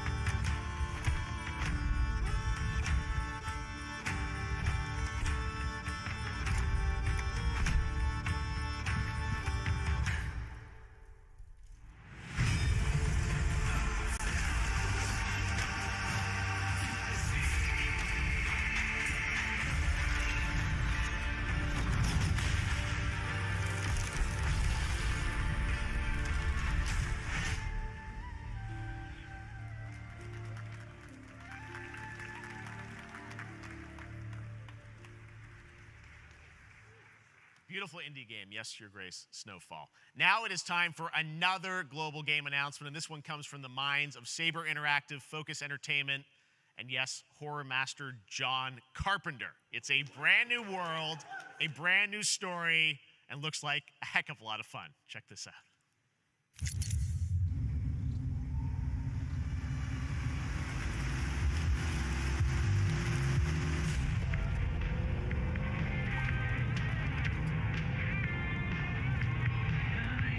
We gotta be ready.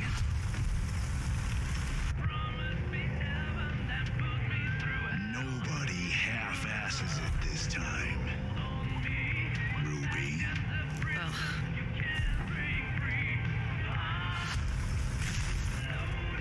On my mark.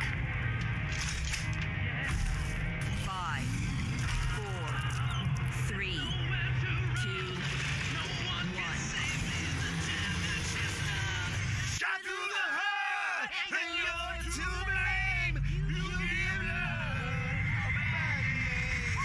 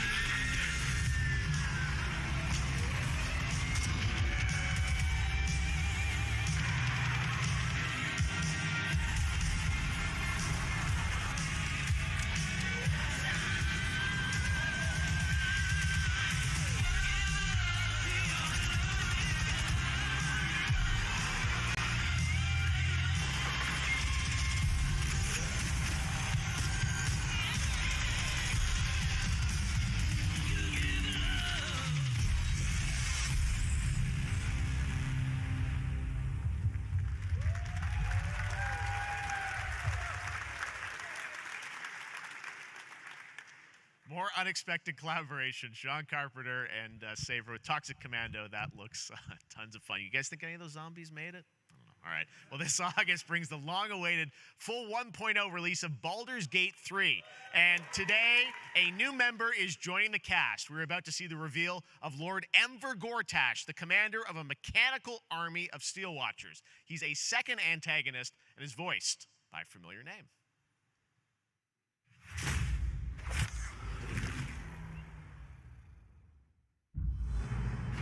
Enver Gortash, swearest thou by Balduran's blade to defend the citizens of Baldur's Gate from enemies within and without? You are soon to witness the people of Baldur's Gate granting me complete power over them. A new age is upon us. Gods have mercy on those who would stand in our way. A mad dog understands the yank of the leash and the hand of its master, but it cannot be an equal. You can be my equal. There's an old wisdom. A brittle alliance can never be mended. It can only break. I want to lead this city to glory, not scorch its earth. Friends, allies, to my side. Let us usher in a new dawn. This city is mine. I'm not ready to call you enemy.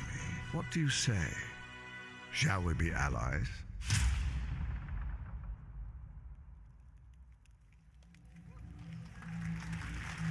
He said it was under control. It isn't you I answer to, Gortash.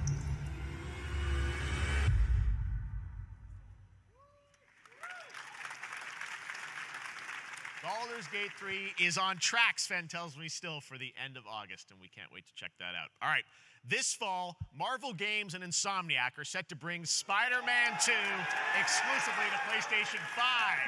Sounds like you guys are a little hyped, so to tell us more is Brian Intihar, game director at Insomniac. Brian, thanks for coming by. I know you guys are deep in development. First of all, it looks like we have some fancy art behind us. Is this the box? This is the box art. This Okay. is, this is it. Here it is. I mean, it has 2 on the box for a reason because this game features 2 Spider-Men, so we're really excited about it. Absolutely. Peter and Miles, we're so excited about this experience that you guys are doing with these sort of 2 characters. We saw some great gameplay at the PlayStation Showcase, but I want to talk about the 2 villains, I think, in the game.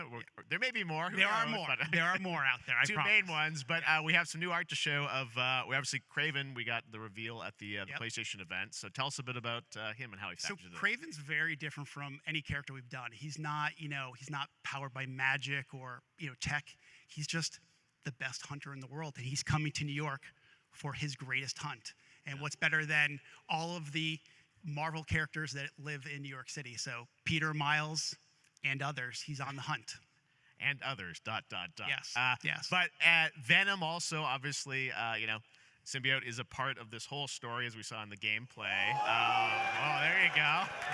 Good reaction to the art. I'm glad you're happy. I don't know how much you're going to tell us about Venom. Is this, can you tell, is this an Osborn Venom? Can you tell us, what's the origin of Eddie Brock Venom? Or? It is not Eddie Brock. Okay. It is not Eddie Brock. Okay. Our goal was to tell an original story, something Yes. you haven't seen in the comics or the movies yet. Obviously, we love Venom for a reason. Yeah. All those things you love about the character are going to be there, but how the story plays out, who is Venom, you have to play the game to see how it goes. Really? Yeah. Wow. Okay. There's a bit of a tease. Now, obviously, the symbiote is a big part of the gameplay, and one of the things I think we were all struck with the footage that you showed at the PlayStation Showcase was, how that is going to really impact the gameplay when you're playing as, Peter. So tell us a bit about that and how, the gameplay is going to be dramatically different. Yeah, I mean, I think you saw it in just the raw power, the strength, and even the transformation of Peter's moves in that gameplay reveal. Yeah. We call him the acrobatic improviser, him and Miles, but you can tell there's a lot more strength, a lot more raw power, aggression, which you saw both in the moves and how Peter talks. So it's not just what happens in gameplay, it's what happens, how the story plays out. Interesting. So how it affects him as well. Yeah, I mean, you saw some of that, and there's much more of that journey when you play the game. And I know the journey is also more expansive. You've got Queens, Brooklyn, so even more of sort of Yeah, city I mean, the racing, city right? is pretty much doubled in size. So it's Manhattan, Queens, Brooklyn, and then being able to use the web wings to traverse at Yeah. speeds way faster than they were before is really awesome. Hugely ambitious game you guys have been building over the past few years. We saw at the PlayStation event, it said at the end, fall 2023, and I think we're like getting close to that. Are you guys feeling confident that you're gonna make it this fall? You know, Jeff, I know you like exclusives. Yes. And I can promise you we are very confident what we're going to tell you right now. Oh. Yeah. Okay. Yeah. Let's take a look.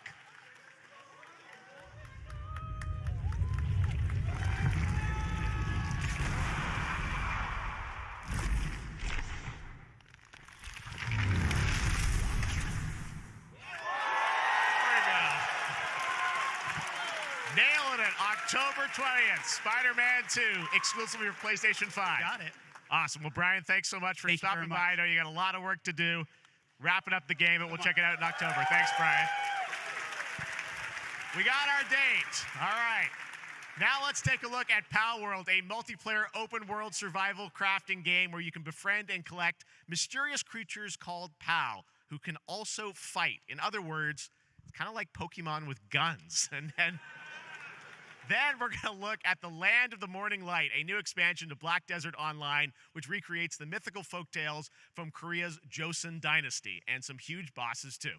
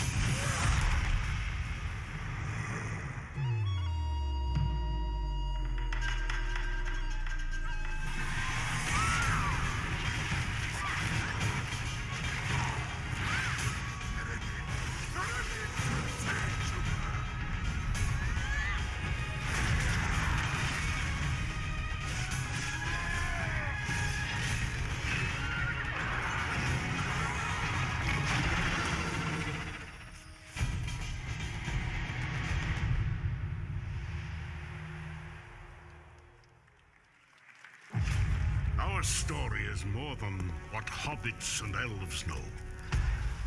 It is time we told it ourselves. With hammer and axe, we mine and scout. Across Middle-earth, delving for riches.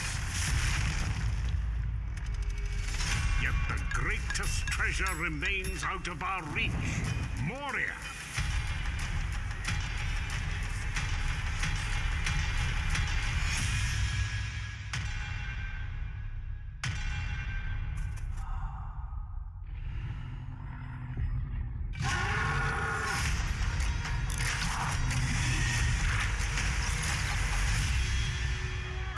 Fellow dwarves, rally together. It's time we took back our home.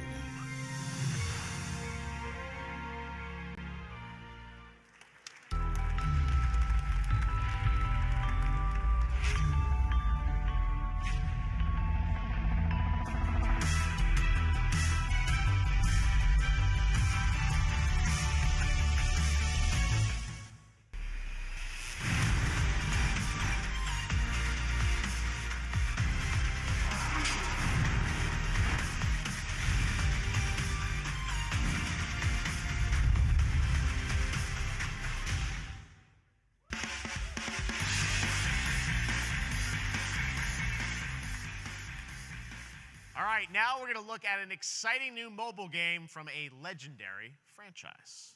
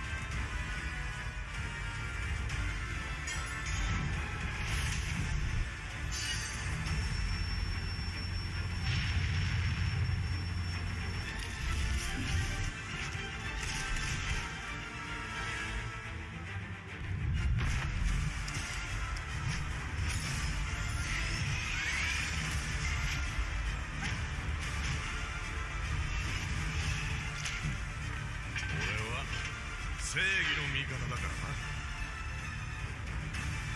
な。なるほど。では敵だな。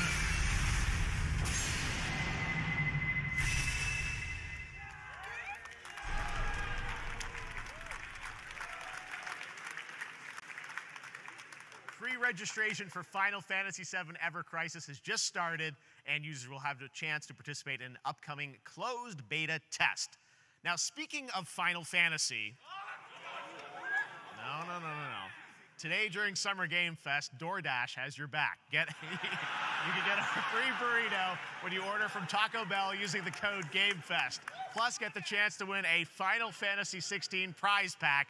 DoorDash, stay in your game. Yep, we got you. All right. Now here's a look at a game we debuted last year at TGA. Banishers Ghosts of New Eden, the story of two ghost hunters in the haunted wilds of North America.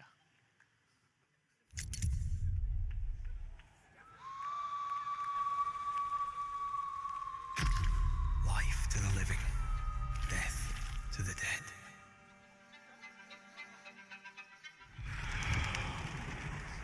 We are banishers. We end suffering for those who live.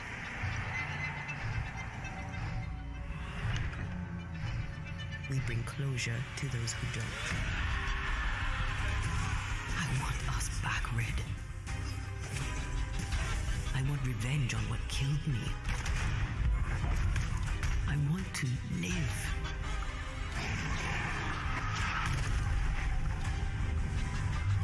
As the man says, we face a choice, simple and awful. I banish you. Death to the dead. Do we kill? To be together again.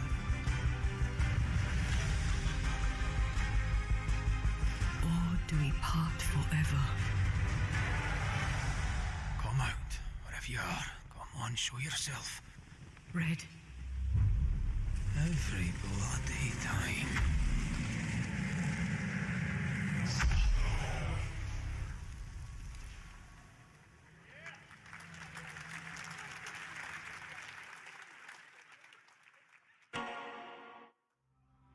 それで今回の指令はあなた好みの単純な力仕事です。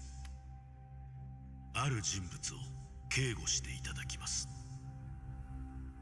頼みましたよ。コードネーム上流。大丈夫か？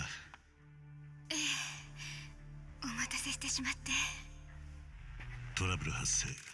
車はまだか？到着まで3分。何があった？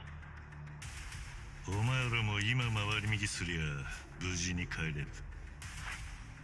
さもなきゃこれから起きることは全部お前らの選んだ結果だ。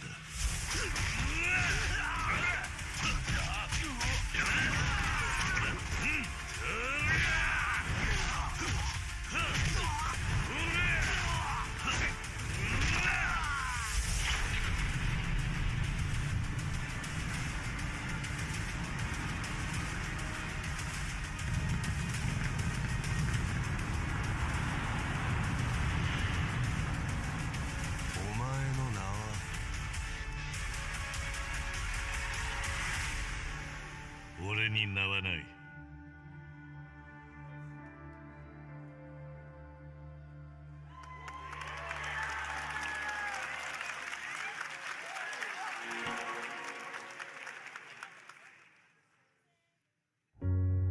Good morning, Stanley.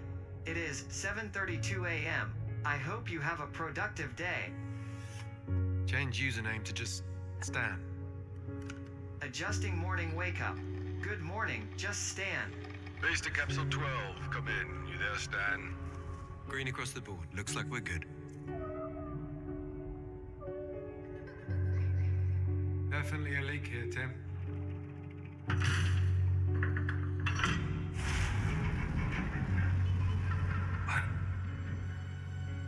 How long has it been now? 3 years, 2 months, and 17 days. What sort of operation are they running down here? He shouldn't be here. Is someone there?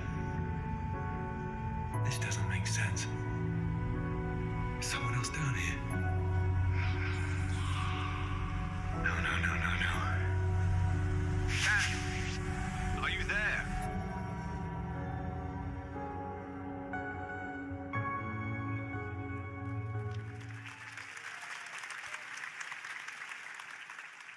It's a beautiful new game, Under the Waves, and today, incidentally, is World Ocean Day. Fun fact. All right, next, Call of Duty. Well, there's a new Call of Duty coming this fall along with Warzone Mobile. Today, we're going to give you the first ever look at Season 4 of Modern Warfare 2 Warzone launching next week. Here's your first look at Vondel, a new Warzone location with points of interest, including a medieval castle, a soccer stadium, and an abandoned zoo. Yep, it's all happening. Check it out. Here you go.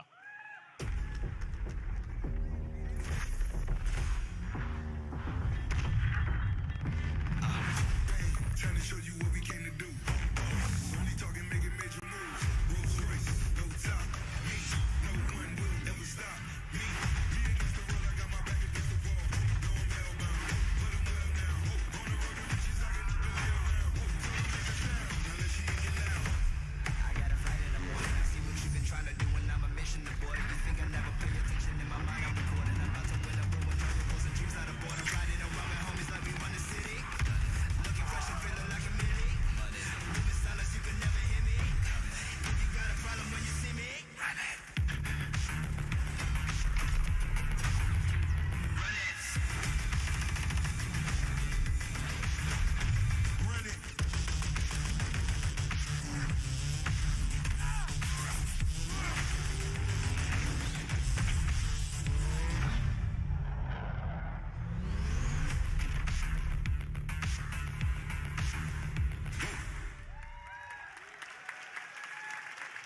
Season 4 next week. Today is a big day for video games, but also a huge day for Porsche. The iconic German automaker turns 75 years old today. And to celebrate their contributions in the automotive and gaming space, and we've all raced a 911 in some point at a game, Xbox has teamed up with Porsche for a limited edition run of 75 consoles inspired by 6 famous Porsche race cars. And I'm thrilled to debut the first design here today, inspired by the Porsche 963 that's racing this weekend at the 100th running of the 24 Hours of Le Mans. Let's take a look.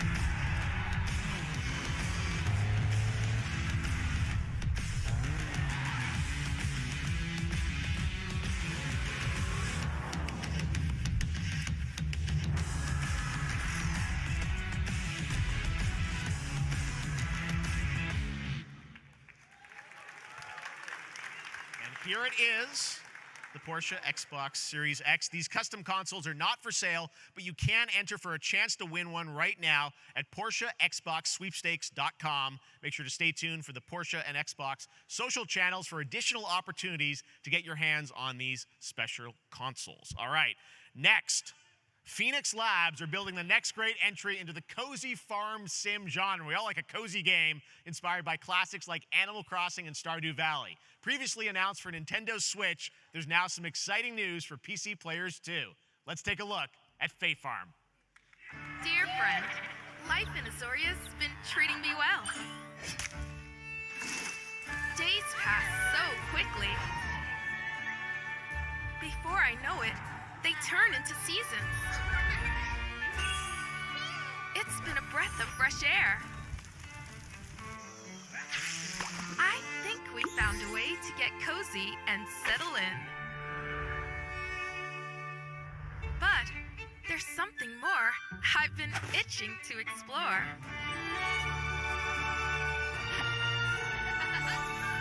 Realms where magic comes to meet us. As long as we're prepared, we can face anything. So, what do you say? There's so much yet to discover. Are you ready?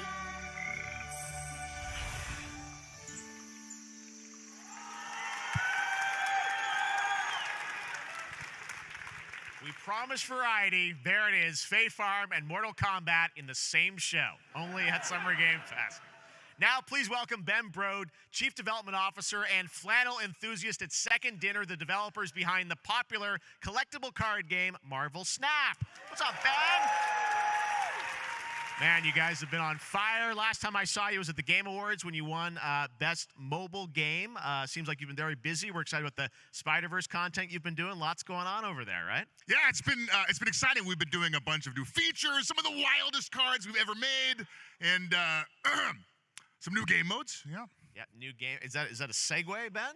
Certainly, yeah. I'm excited to announce Marvel Snap's biggest update ever. We have a new game mode coming next week. It's Conquest mode. It's a great way to get a super competitive experience and some exciting new rewards. But you don't have to wait till next week. If you haven't tried Marvel Snap, go download it right now on your mobile device or early access on Steam. All right, Ben. I love the enthusiasm, Ben. That's what I got. That's you. You're made for YouTube. All right. Well, we heard you brought something fun with you for us to watch, right? Oh, yeah. So, listen, I am incredible at card games, so I often win. But some people, and maybe you've had this experience, Jeff, some people lose. Yeah. Hey, fair. And I like to think it's because they suck. No offense, Jeff. But sometimes, sometimes it's because they might just be a little bit unlucky. Cue the tape. Oh, snap. Okay, I don't have an ideal hand of cards here, but that's fine. I'll see what I draw in future turns. Anyway, let's reveal the first location. Lamuntis 1. Each player destroys their deck. Okay, I guess I will work with what I have. I'll play Medusa on location number 2. She gets +2 power. And let's see the next location. Clover Dangerfield has a 25% chance of destroying your cow. Okay, well, I mean, 25% isn't that bad. And it's gone. Okay, well, I have some powerful cards in my hand, so I can just wait. Let's see the next location. The Big Barn. Players cannot play 4, 5, or 6 cost cows. You gotta be kidding me. Also, if you don't play a card this turn, you have 0 friends. Now you're just being mean.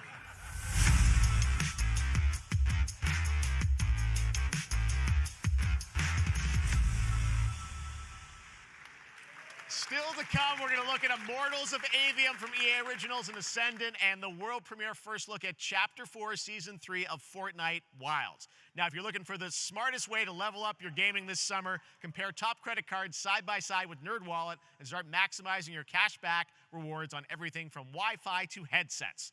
Now, here's a look at King Arthur Legends Rise, a new cross-platform UE5 game for mobile and PC, a Fantasy Squad RPG adventure that is available to pre-register today.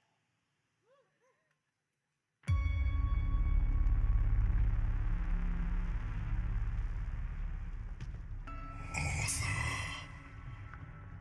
I have sacrificed everything to save your kind.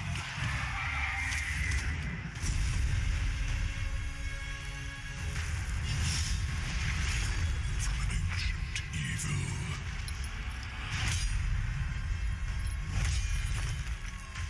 fight with honor. Vanquish the wicked, and you may prove worthy of your legacy.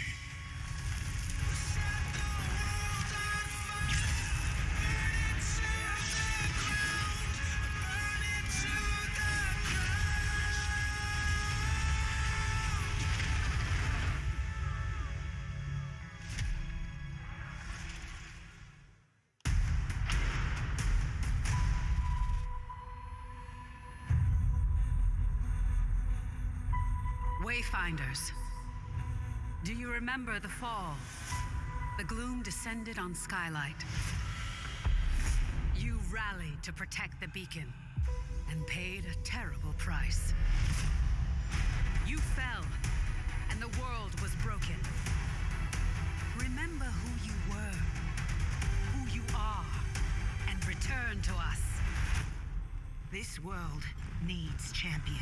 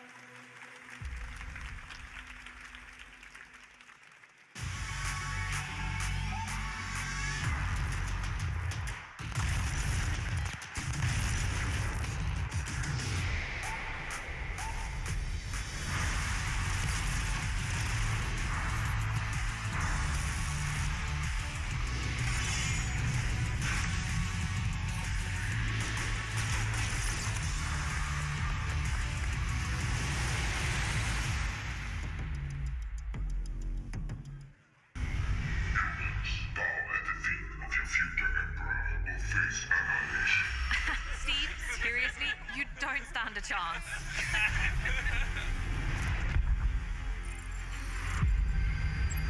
Project under construction.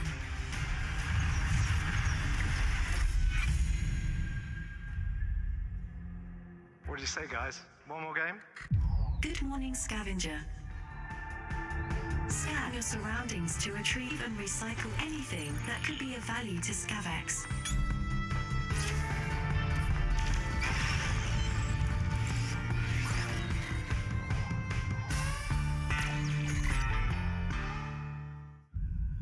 Captain's log, stardate 43152.4.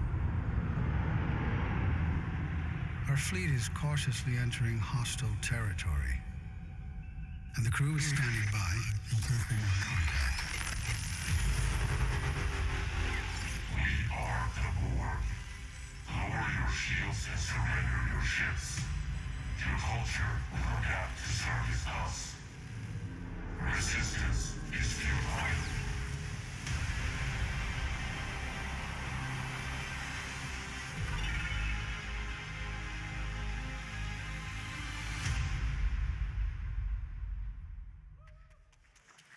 Hey there, Summer Game Fest 2023. It's Will Arnett here. Yeah, right? My buddy Anthony Mackie and I have been working on this for some time now. We're really excited to share with you Twisted Metal, which is streaming only on Peacock starting July 27th. And I'm very excited to share a sneak peek of the character of Sweet Tooth, who I had the pleasure of voicing. Hope you enjoy it. Check it out. This is gonna be fun. We're setting. Swung a little wide there. Well, aren't we a tall glass of water? Me? I'm more of a Hawaiian punch.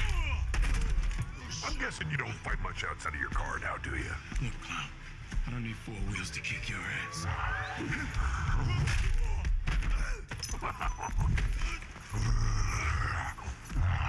Any chance we can get this back in the cars?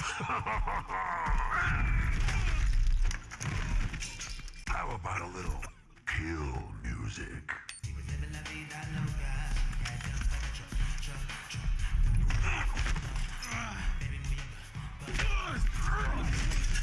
She had dumps like a truck. That's like what? All night long.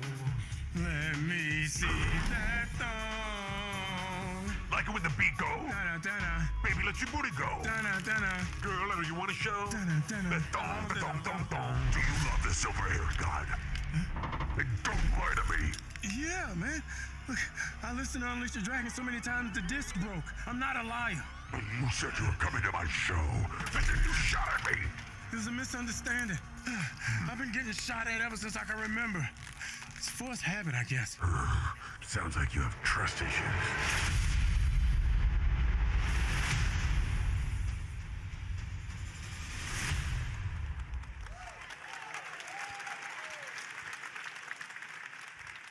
Who hasn't dreamt of duplicating oneself in order to multitask? This new hack and slash game with a tactical twist allows you to do just that. Brought to you from France, here's the world premiere reveal trailer of Lisfunga, the time shift warrior, coming later this year to PC.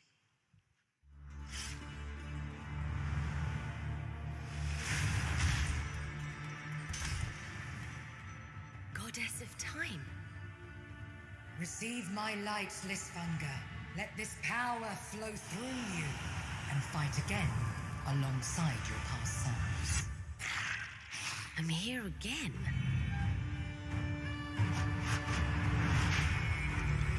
That's another me. I look good. I rewind. I begin again, but with another me to fight with. You're coming with me.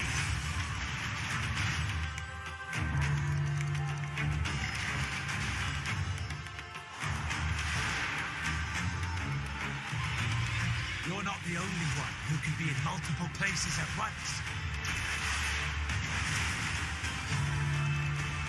I will become Legion and crush these demons. Onwards! I can feel that there are more.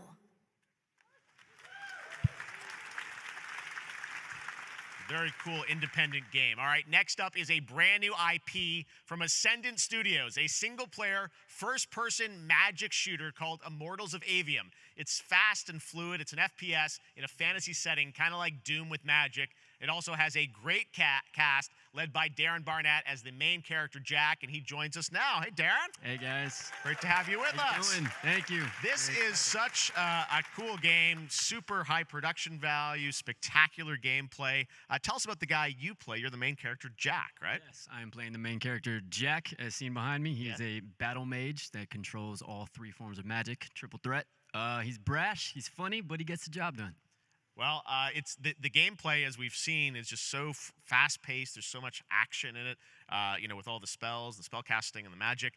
What can you tell us about the story and sort of how this battle mage, Jack, comes in? He sort of becomes a battle mage, right? Yeah, he kind of comes from nothing. He's, I guess they call him a street rat is what he was. But he, during a time of intense trauma, he summons the power to control magic. Becomes part of the Immortals, which is like the elite Navy SEAL squad of this world called Avium, and they are in the middle of an Everwar fighting for the control of magic. Okay. You have a great cast. You, Gina Torres in it. Lots of amazing actors in this incredible, really high production value game that's coming out this summer. We don't have to wait long for it. And I know you brought something with you to share today, which is a gameplay sequence, which is one of the most epic sort of parts of the game, right? Yeah. So this is a wild part of the game. This trailer is going to be showing you the Immortals and myself confronting Sandrak directly, who is the top villain of this game, and trying to end the Everwar. And it's taking place in like one of the most badass levels of a video game I've seen. We're battling on top of a 400-foot mech in the middle of the ocean as it moves around. It's wild, so let's take a look. All right, let's take a look at some brand new gameplay from Immortals of Avium, which comes out this summer for PC, PS5, and Xbox. Thanks, Darren. Thank you. Sandrax literally pushed us to the edge. Everyone that can fight already is. And we're still losing.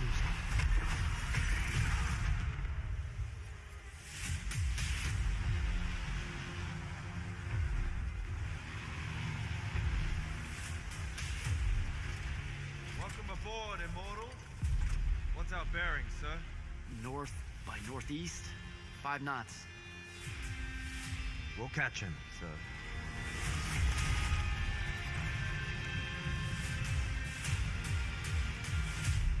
Prepare to repel boarders! Airship's gone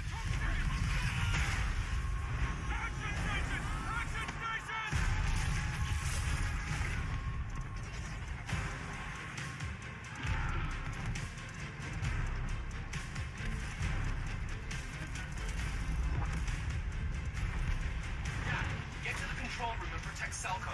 Zendara and I will hold off the Rashanians down here. Got it. Gotta get to the control room.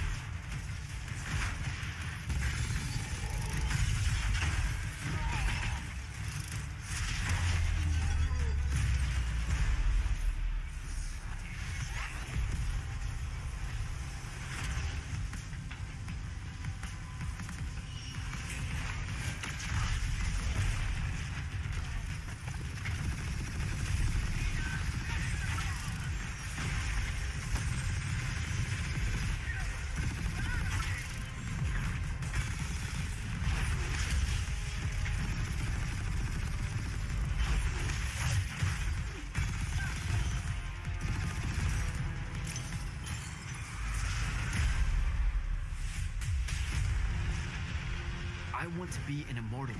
I want to fight this war as one of you. You're what's called a triarch. The Pentasod has gifted you with the ability to manifest all three colors of magic.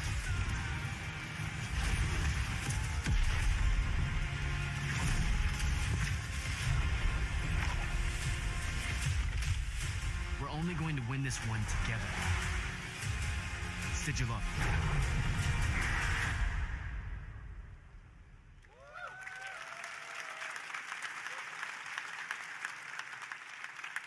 Love that we get to show you guys so much amazing raw gameplay today, and that game looks incredible. Coming out this summer from Ascendant and EA.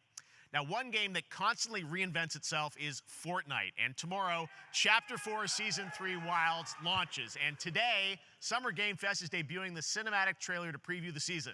The center of the island has collapsed, revealing a vast, hidden jungle with ancient secrets to discover. And of course, there's a whole new Battle Pass lineup where you can unleash the power, yes, of Cybertron. Here we go.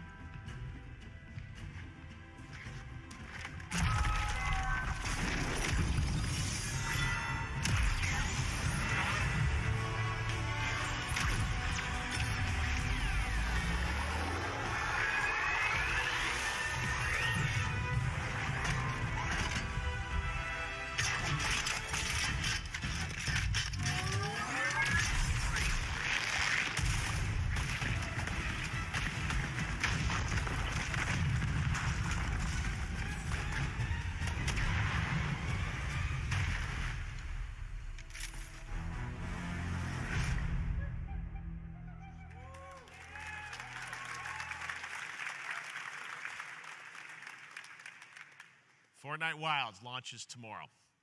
Well, finally, guys, it's time to get to our grand finale. And it is a deep honor for me to present this game. What you're about to see is a world premiere trailer that gives us a new look at an expansive world we can't wait to explore again. This game comes from a studio that surprised the world and redefined the RPG genre with its iconic characters and rich storytelling. And I want to thank them for this trailer for one of gaming's most anticipated upcoming releases. The rumors were true. We're still here at the scene of this terrible disaster, caused by a massive tornado which swept through sectors 0, 1, and 2. Amidst the wreckage of the expressway, search and rescue operations are already in progress.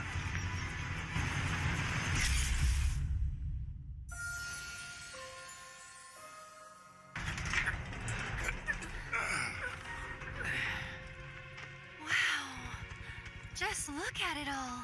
It's so green. Even after everything we've done to it, it's still going strong. It may look that way, but in reality, it's barely hanging on. I was wondering, what's Cloud been doing these past 5 years? Where's he been? And you're asking me this? This is gonna sound crazy, but as far as I know, Cloud was never in Nibelheim 5 years ago. The life stream. It is the very essence of our star. The blood coursing through its planetary veins. According to Hojo, they're connected to Sephiroth. Shadows of the Mad, I believe he called them. Sephiroth was in Midgard. We fought him. Whatever happened, he's alive. But why come back now? After 5 years, doing who knows what?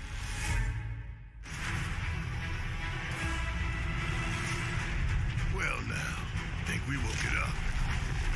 Angered it, more like.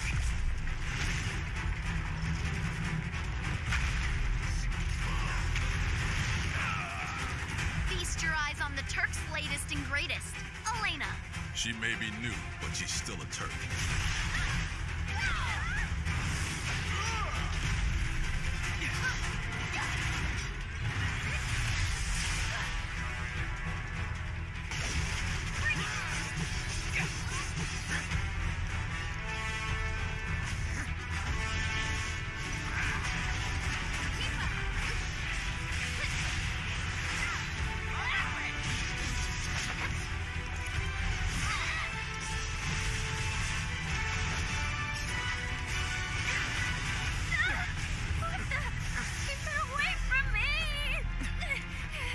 They say she's a monster, that she can peer inside you, into the very depths of your soul, that she can become those you hate, those you fear, those you love.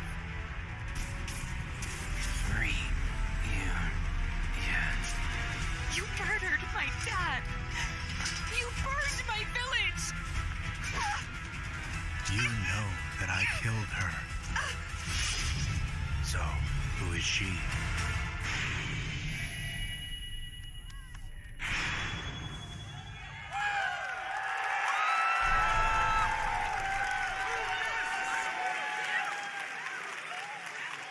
There you have it. That was Final Fantasy VII Rebirth coming early 2024 to PlayStation 5. Nomura-san, thank you so much. All right, that's going to do it for Summer Game Fest, our live showcase. But that is not the end of Summer Game Fest. Stay tuned this weekend for updates on many more games during SGF Play Days, a hands-on event for media here in Los Angeles, including Cyberpunk 2077, Phantom Liberty, as well as the Xbox and Bethesda showcase on Sunday. Right now, though, stay tuned for Day of the Devs from I Am 8-Bit and Double Fine, which celebrates the independent game culture with a number of new game reveals over the next hour. We'll see you this summer, later this summer on August 22nd for Gamescom opening night live in Germany, and again in December when we come together here in Los Angeles to celebrate 10 years of the Game Awards. Thanks for watching, everyone. We'll see you soon.